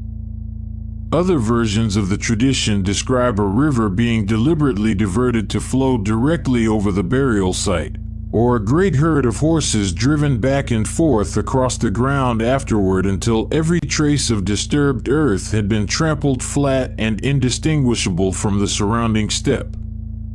Historians today treat these specific details with considerable caution. Some elements may reflect genuine practice, others almost certainly grew in the retelling across the centuries that followed.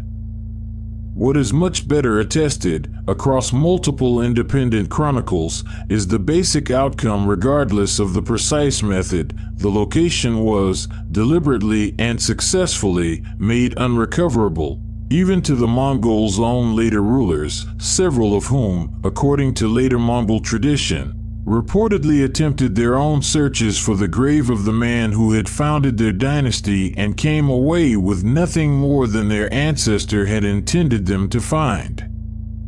Some later traditions add that a temporary shrine or set of commemorative structures, the 8 white tents, a mobile ceremonial complex associated with Genghis Khan's memory, was established not at the actual burial site, but at a separate, symbolic location intended for ongoing ritual veneration, further distancing public memory of the man from the private, guarded secret of where his body actually lay.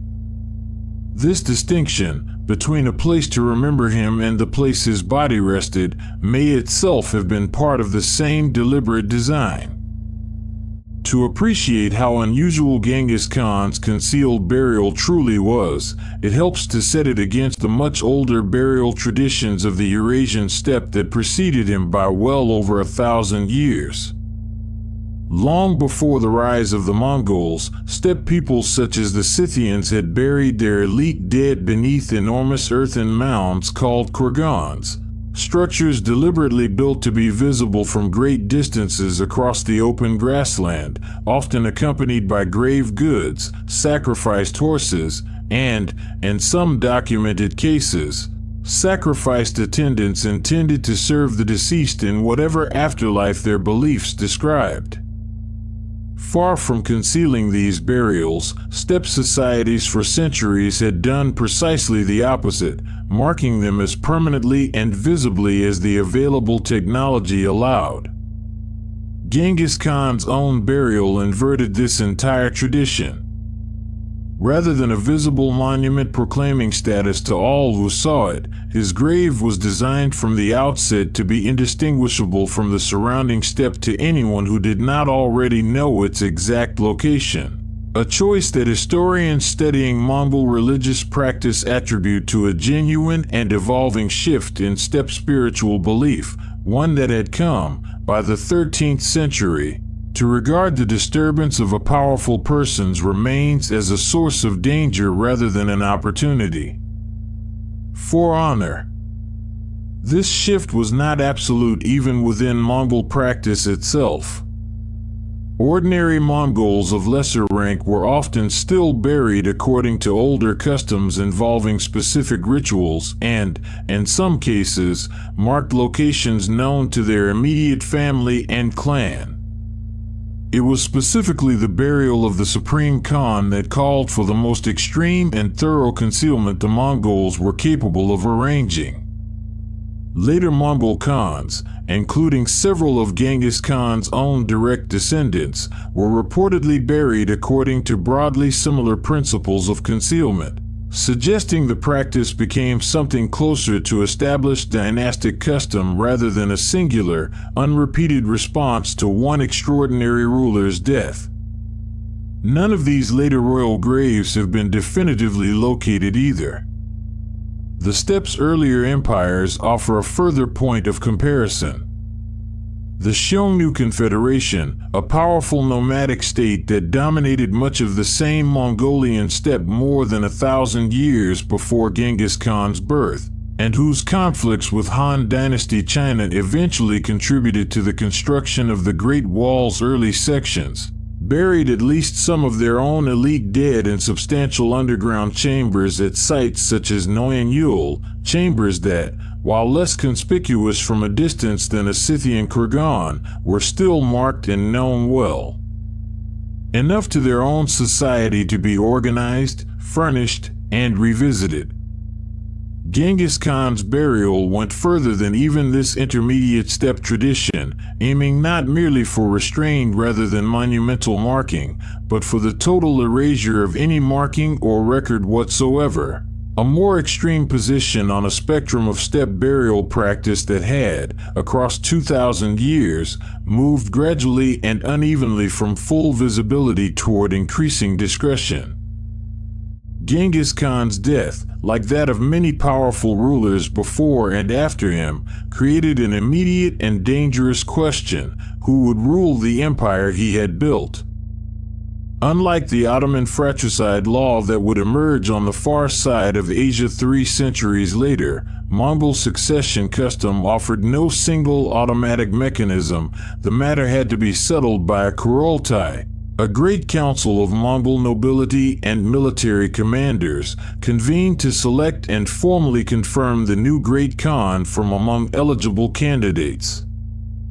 Genghis Khan had, during his lifetime, expressed a preference for his third son, Ogedei, over his elder sons Jochi and Chagatai, whose own rivalry, reportedly rooted in disputes over Jochi's legitimacy. Given questions about his parentage during a period when his mother had been held captive by a rival tribe, made either of them a potentially destabilizing choice for sole rule. The Kurultai that formally elevated Ogedei did not convene immediately after Genghis Khan's death. Sources suggest a gap of roughly 2 years, during which Talyui, Genghis Khan's youngest son, governed as a caretaker regent according to steppe custom favoring the youngest son's household. This delay allowed time for the wider Mongol nobility, scattered across a rapidly expanding empire, to gather, and for the political groundwork favoring Ogdi's confirmation to be secured among the empire's most powerful families. Ogdi's confirmation as Great Khan in 1229 preserved, for a crucial further generation, the unity Genghis Khan had built through decades of war and alliance.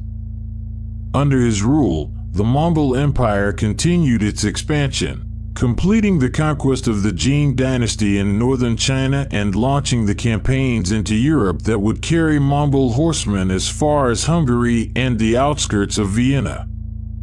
Chucai, the eldest and most contested of Genghis Khan's sons, had in fact died shortly before his father, and circumstances themselves debated by historians.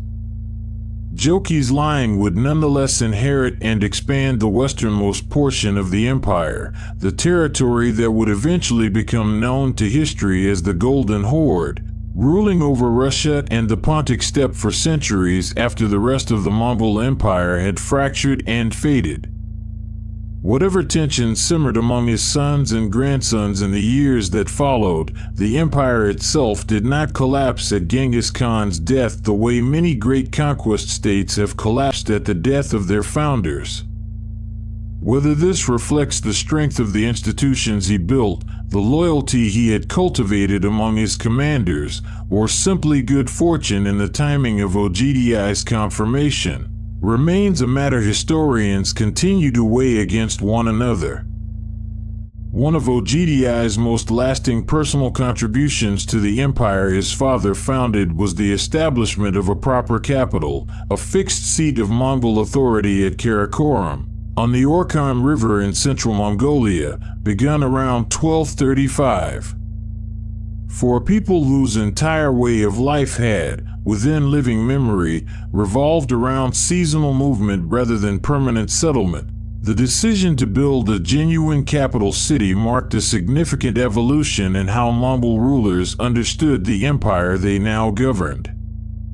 Karakorum, though modest compared to the ancient and long-established capitals of China or Persia, grew into a genuinely cosmopolitan city, home to Buddhist temples, Muslim mosques, and at least one Nestorian Christian church, its markets and workshops staffed by craftsmen and captives drawn from across the length of the conquered empire. European visitors who reached the city in later decades, including the Franciscan friar William of Rubruck, left detailed accounts describing a silver tree built by a captured French artisan named Guillaume Boucher, its branches dispensing different alcoholic beverages for the court's use during festivals. Ogdi himself, by most surviving accounts, governed capably in the earlier years of his reign, continuing his father's expansionist policies while also investing meaningfully in infrastructure, granaries, and administrative refinements. But later accounts also describe a ruler increasingly given to heavy drinking in his final years. Ogdi died in 1241, following a night of heavy drinking during a hunting expedition, his death arriving with an abruptness that directly halted the Mongol invasion of Europe already underway under Subutai and Batu, forcing senior commanders to abandon their western campaign and return east for the succession process his death now required. The empire Ogdi left behind, though it would continue to expand for decades under his successors, had already begun revealing the tensions that would eventually divide it. Rivalries among Genghis Khan's grandchildren over the succession, disagreements over how thoroughly the empire's various territories should be governed as a single unified whole, and the sheer practical difficulty of holding together, from a single administrative center, a territory that by this point spanned nearly the entire breadth of Asia. Among the figures who shaped how the Mongol Empire actually governed the vast agricultural populations it had conquered, few proved more consequential or more quietly persuasive than Yelü Chucai, a Khitan scholar of noble descent who entered Mongol service under Genghis Khan and rose to become one of Ogdi's most trusted advisors. Yelü Chucai's background made him a genuine bridge between the Mongol court and the sophisticated bureaucratic traditions of Chinese governance, fluent in the administrative and philosophical traditions of a civilization the Mongols had just conquered but had, as yet, no established method of actually ruling for lasting economic benefit rather than simple extraction.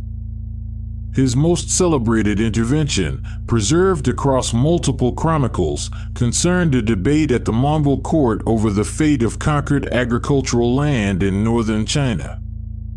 Some Mongol advisors reportedly proposed converting the region's farmland to pasture, reasoning that grassland for Mongol herds represented a more familiar and immediately useful resource than fields worked by a conquered, and potentially rebellious, farming population. Yelü Chucai argued forcefully against this proposal, presenting OGDI with calculations demonstrating that a properly taxed agricultural population, left to continue farming under Mongol administration, would generate far greater and more sustainable wealth for the empire than the same land converted to pasture ever could.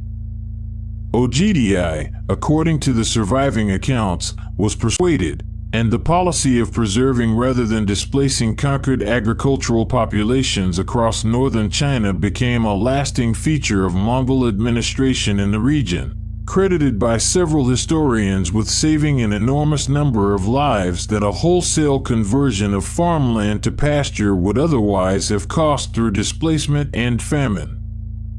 Yelü Chucai went on to help design much of the early Mongol taxation and administrative system for northern China, drawing extensively on existing Chinese bureaucratic practice rather than imposing an entirely foreign structure on a population already accustomed to a functioning, if now conquered, state.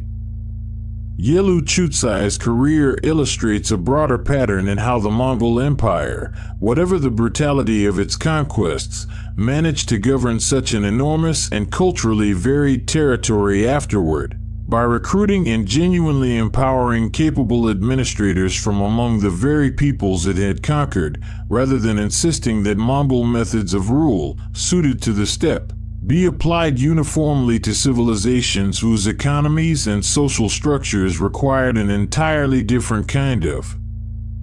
governance to actually function and produce revenue.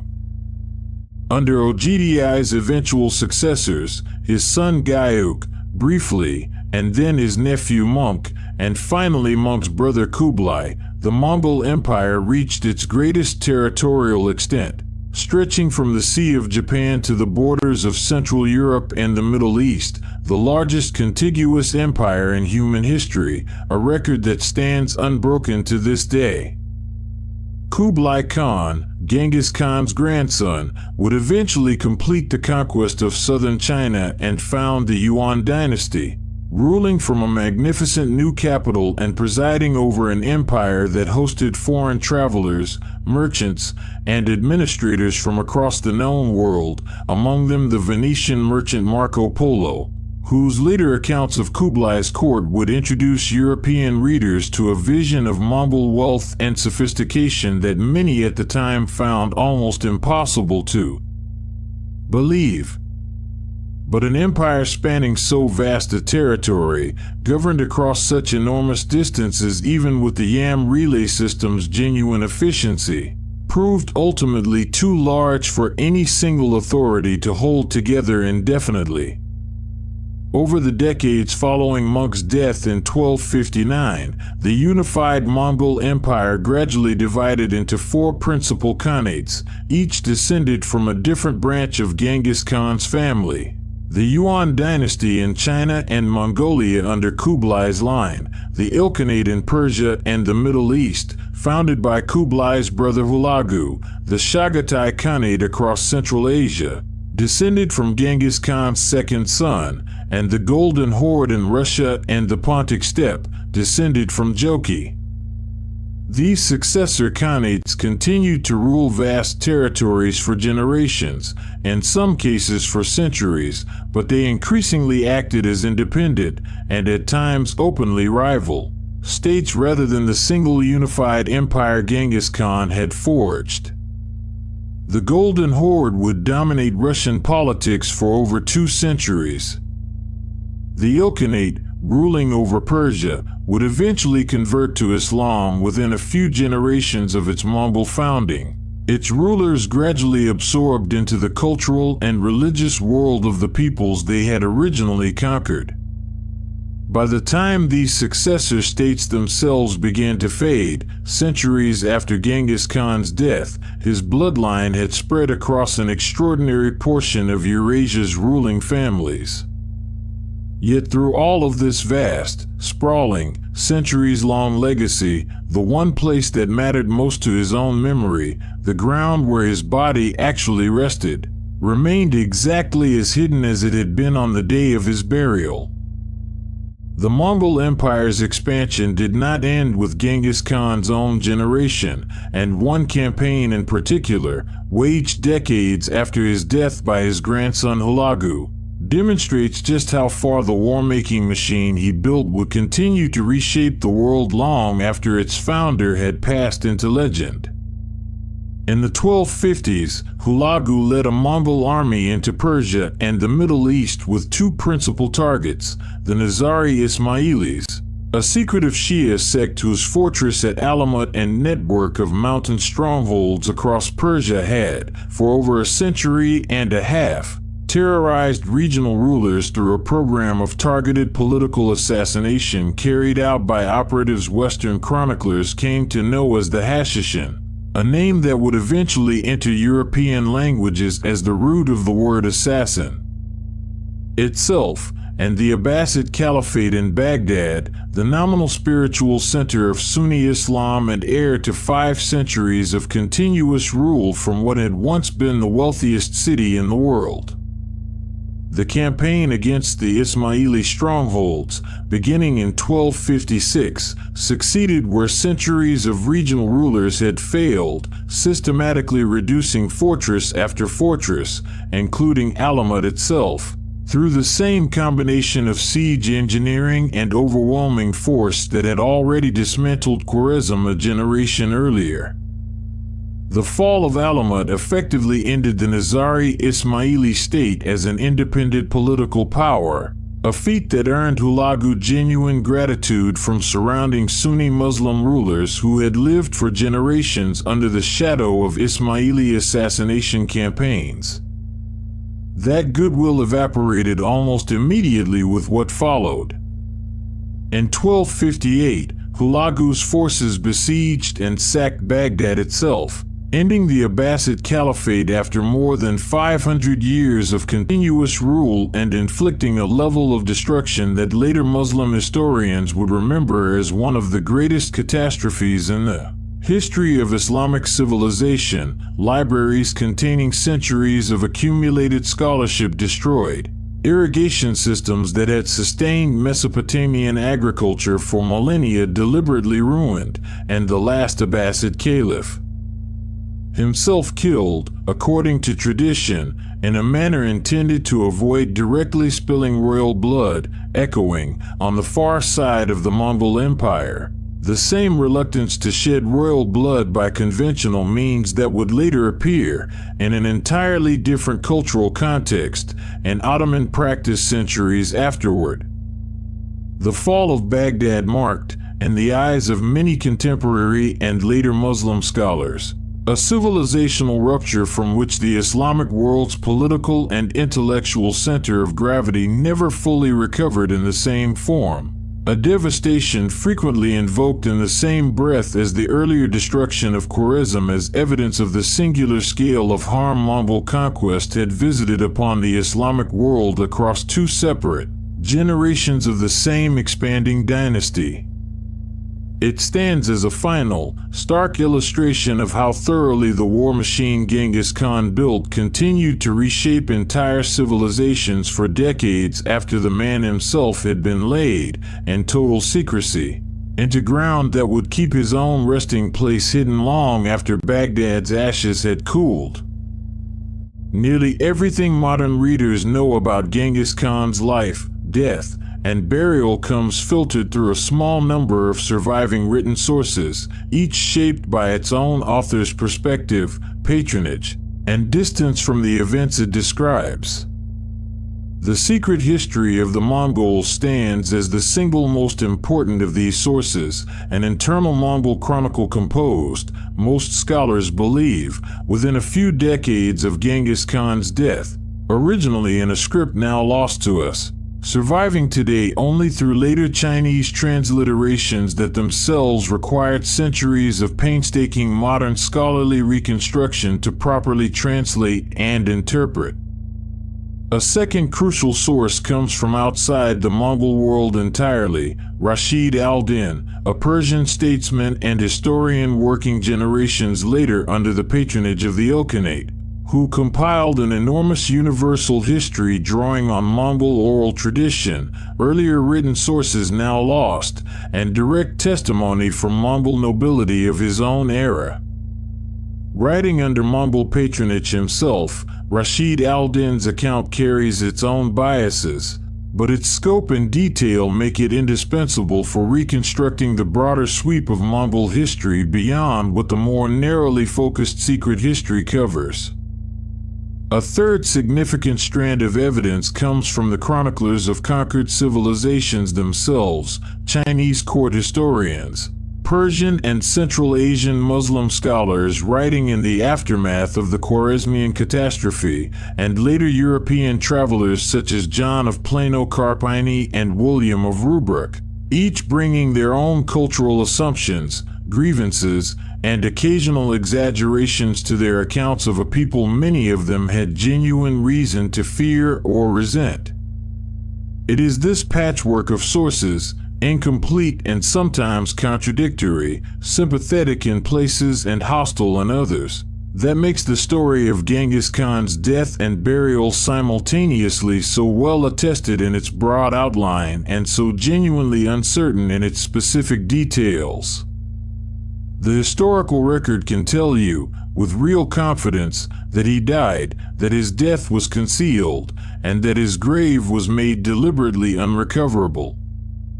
It cannot tell you, with anything approaching the same confidence, precisely how or precisely where. And it is this honest gap between what is known and what is merely believed that has kept the mystery alive for 8 centuries.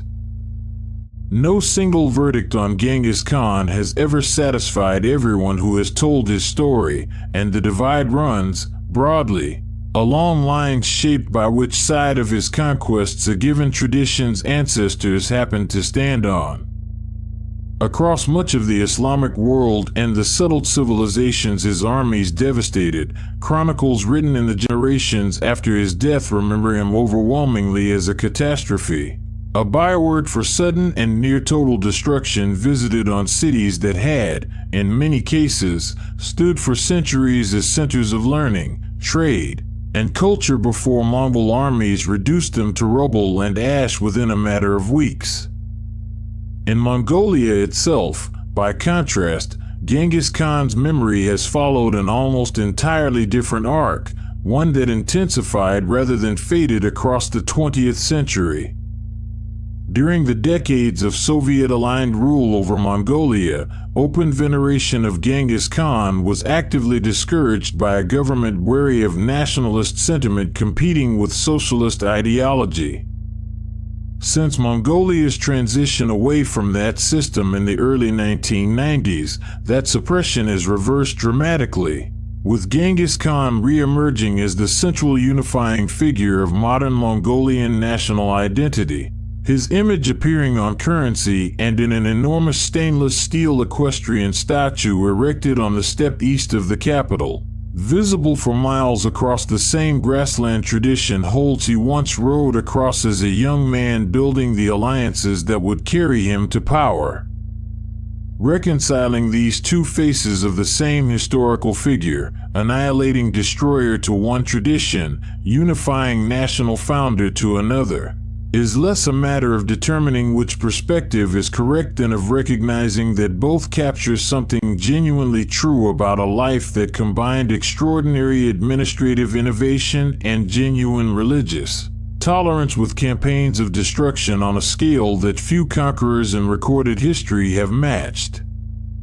The historical Genghis Khan was neither the uncomplicated monster of some retellings nor the flawless nation-builder of others, but a figure whose full complexity resists the kind of tidy moral verdict that popular memory, on every side of his conquests, has nonetheless continued to reach for across 8 centuries.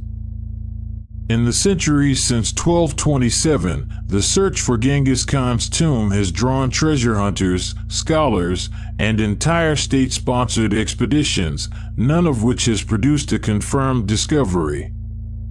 Chinese sources from later centuries record occasional expeditions and local legends pointing toward various sites across Mongolia, none verified by subsequent investigation.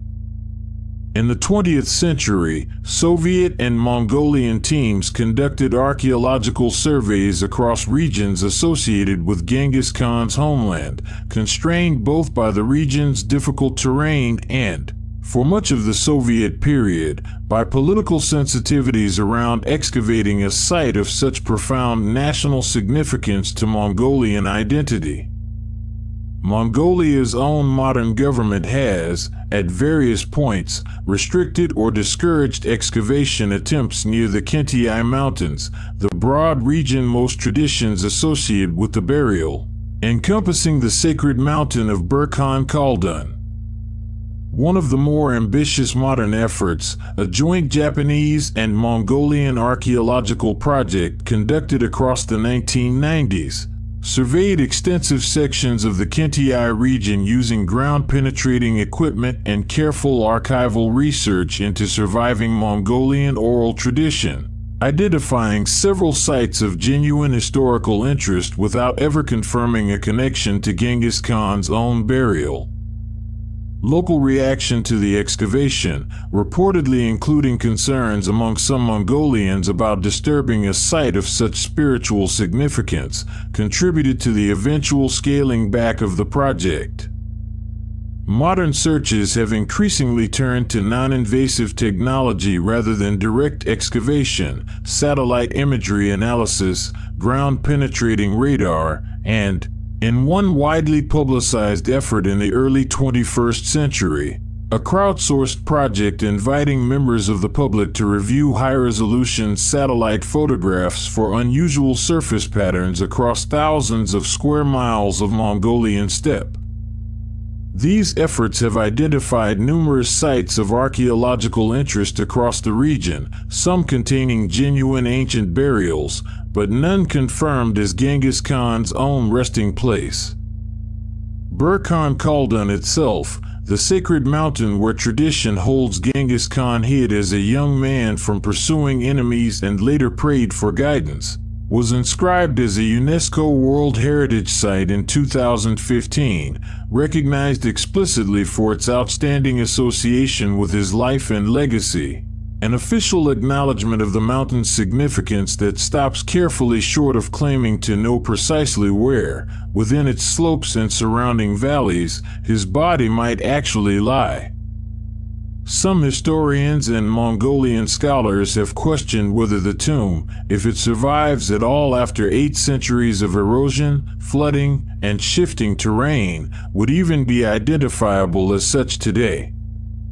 Others point out that the very absence of a discoverable tomb has itself become part of Genghis Khan's legacy across Mongolia, embraced precisely because his memory belongs to legend and reverence rather than to a single physical monument that any one faction or foreign power might someday claim, damage, or control. The search continues nonetheless, driven by a mixture of genuine historical curiosity and the enduring pull of one of history's most successfully kept secrets. You have walked, across these hours, from an anonymous stretch of grassland to the boy who rose from abandonment and poverty to unite a fractured steppe, through the bonds of blood brotherhood that first lifted him and then had to be broken, through the empire he built on speed, terror, and genuine administrative innovation, through the wars that carried his name from the gates of Beijing to the ruins of Samarkand and the hands of the generals who followed him to the plains of Hungary itself, to a death shrouded in competing legends, and to a secrecy so thoroughly enforced that 8 centuries of searching by emperors and archaeologists alike has failed to undo it. Consider what this story asks of you, beneath its remarkable details, that some kinds of power are measured not by monuments raised, but by the ability to disappear entirely, by design, from the very landscape a life was spent conquering. Every other empire in this telling left something behind for its rivals or its descendants to find, to deface, to reclaim. Genghis Khan's empire, for all its cities burned and dynasties toppled and successor khanates spanning half of Eurasia, left almost nothing marking the one place that mattered most to those who buried him. And in leaving nothing, it left a mystery that has outlasted every dynasty that came after it. There is a certain justice, of a strange and unintended kind, and how thoroughly that absence has come to define him. Other conquerors of comparable scale are remembered chiefly through what survives of them, a tomb, a monument, an inscription boasting of victories long since faded into dispute. Genghis Khan is remembered, in the end, as much for what cannot be found as for anything that can, for a grave that resisted every emperor, every archaeologist, and every technology 8 centuries could bring against it, and for the discipline of an empire that, however brutal in its conquests, proved capable of keeping a single promise to its founder with a completeness almost nothing else in his long and violent history ever quite matched. Beneath the grass of the Kinship Mountains, or perhaps beneath ground long since reshaped by 8 centuries of rain and wind and shifting river channels, the man who built an empire spanning a continent rests without a marker, without a name carved anywhere above him, exactly as those who loved and feared him in equal measure once intended. Somewhere in that hush, too, is the quieter truth this story has tried to hold onto at every turn, that the record you have just walked through is neither a single settled account nor an unbroken chain of certainty, but a patchwork of chronicles, oral memory, and honest scholarly disagreement, assembled across 8 centuries by people who never met the man they were trying to describe. That patchwork will not resolve tonight, and it may never fully resolve. What it offers instead is something rarer than certainty, a life whose true scale, its cruelty and its genuine innovation, its terror and its tolerance, its ambition and its final, deliberate vanishing, still asks to be reckoned with honestly, exactly as it was, on its own difficult terms. Let the wind move across that grass now, the way it has moved for 800 years, indifferent to the searches that have failed and the searches yet to come. Let the steppe keep what it has always kept. Let the story close here, in the hush of an empty grassland under a wide sky, its greatest secret still, after all this time, entirely its own.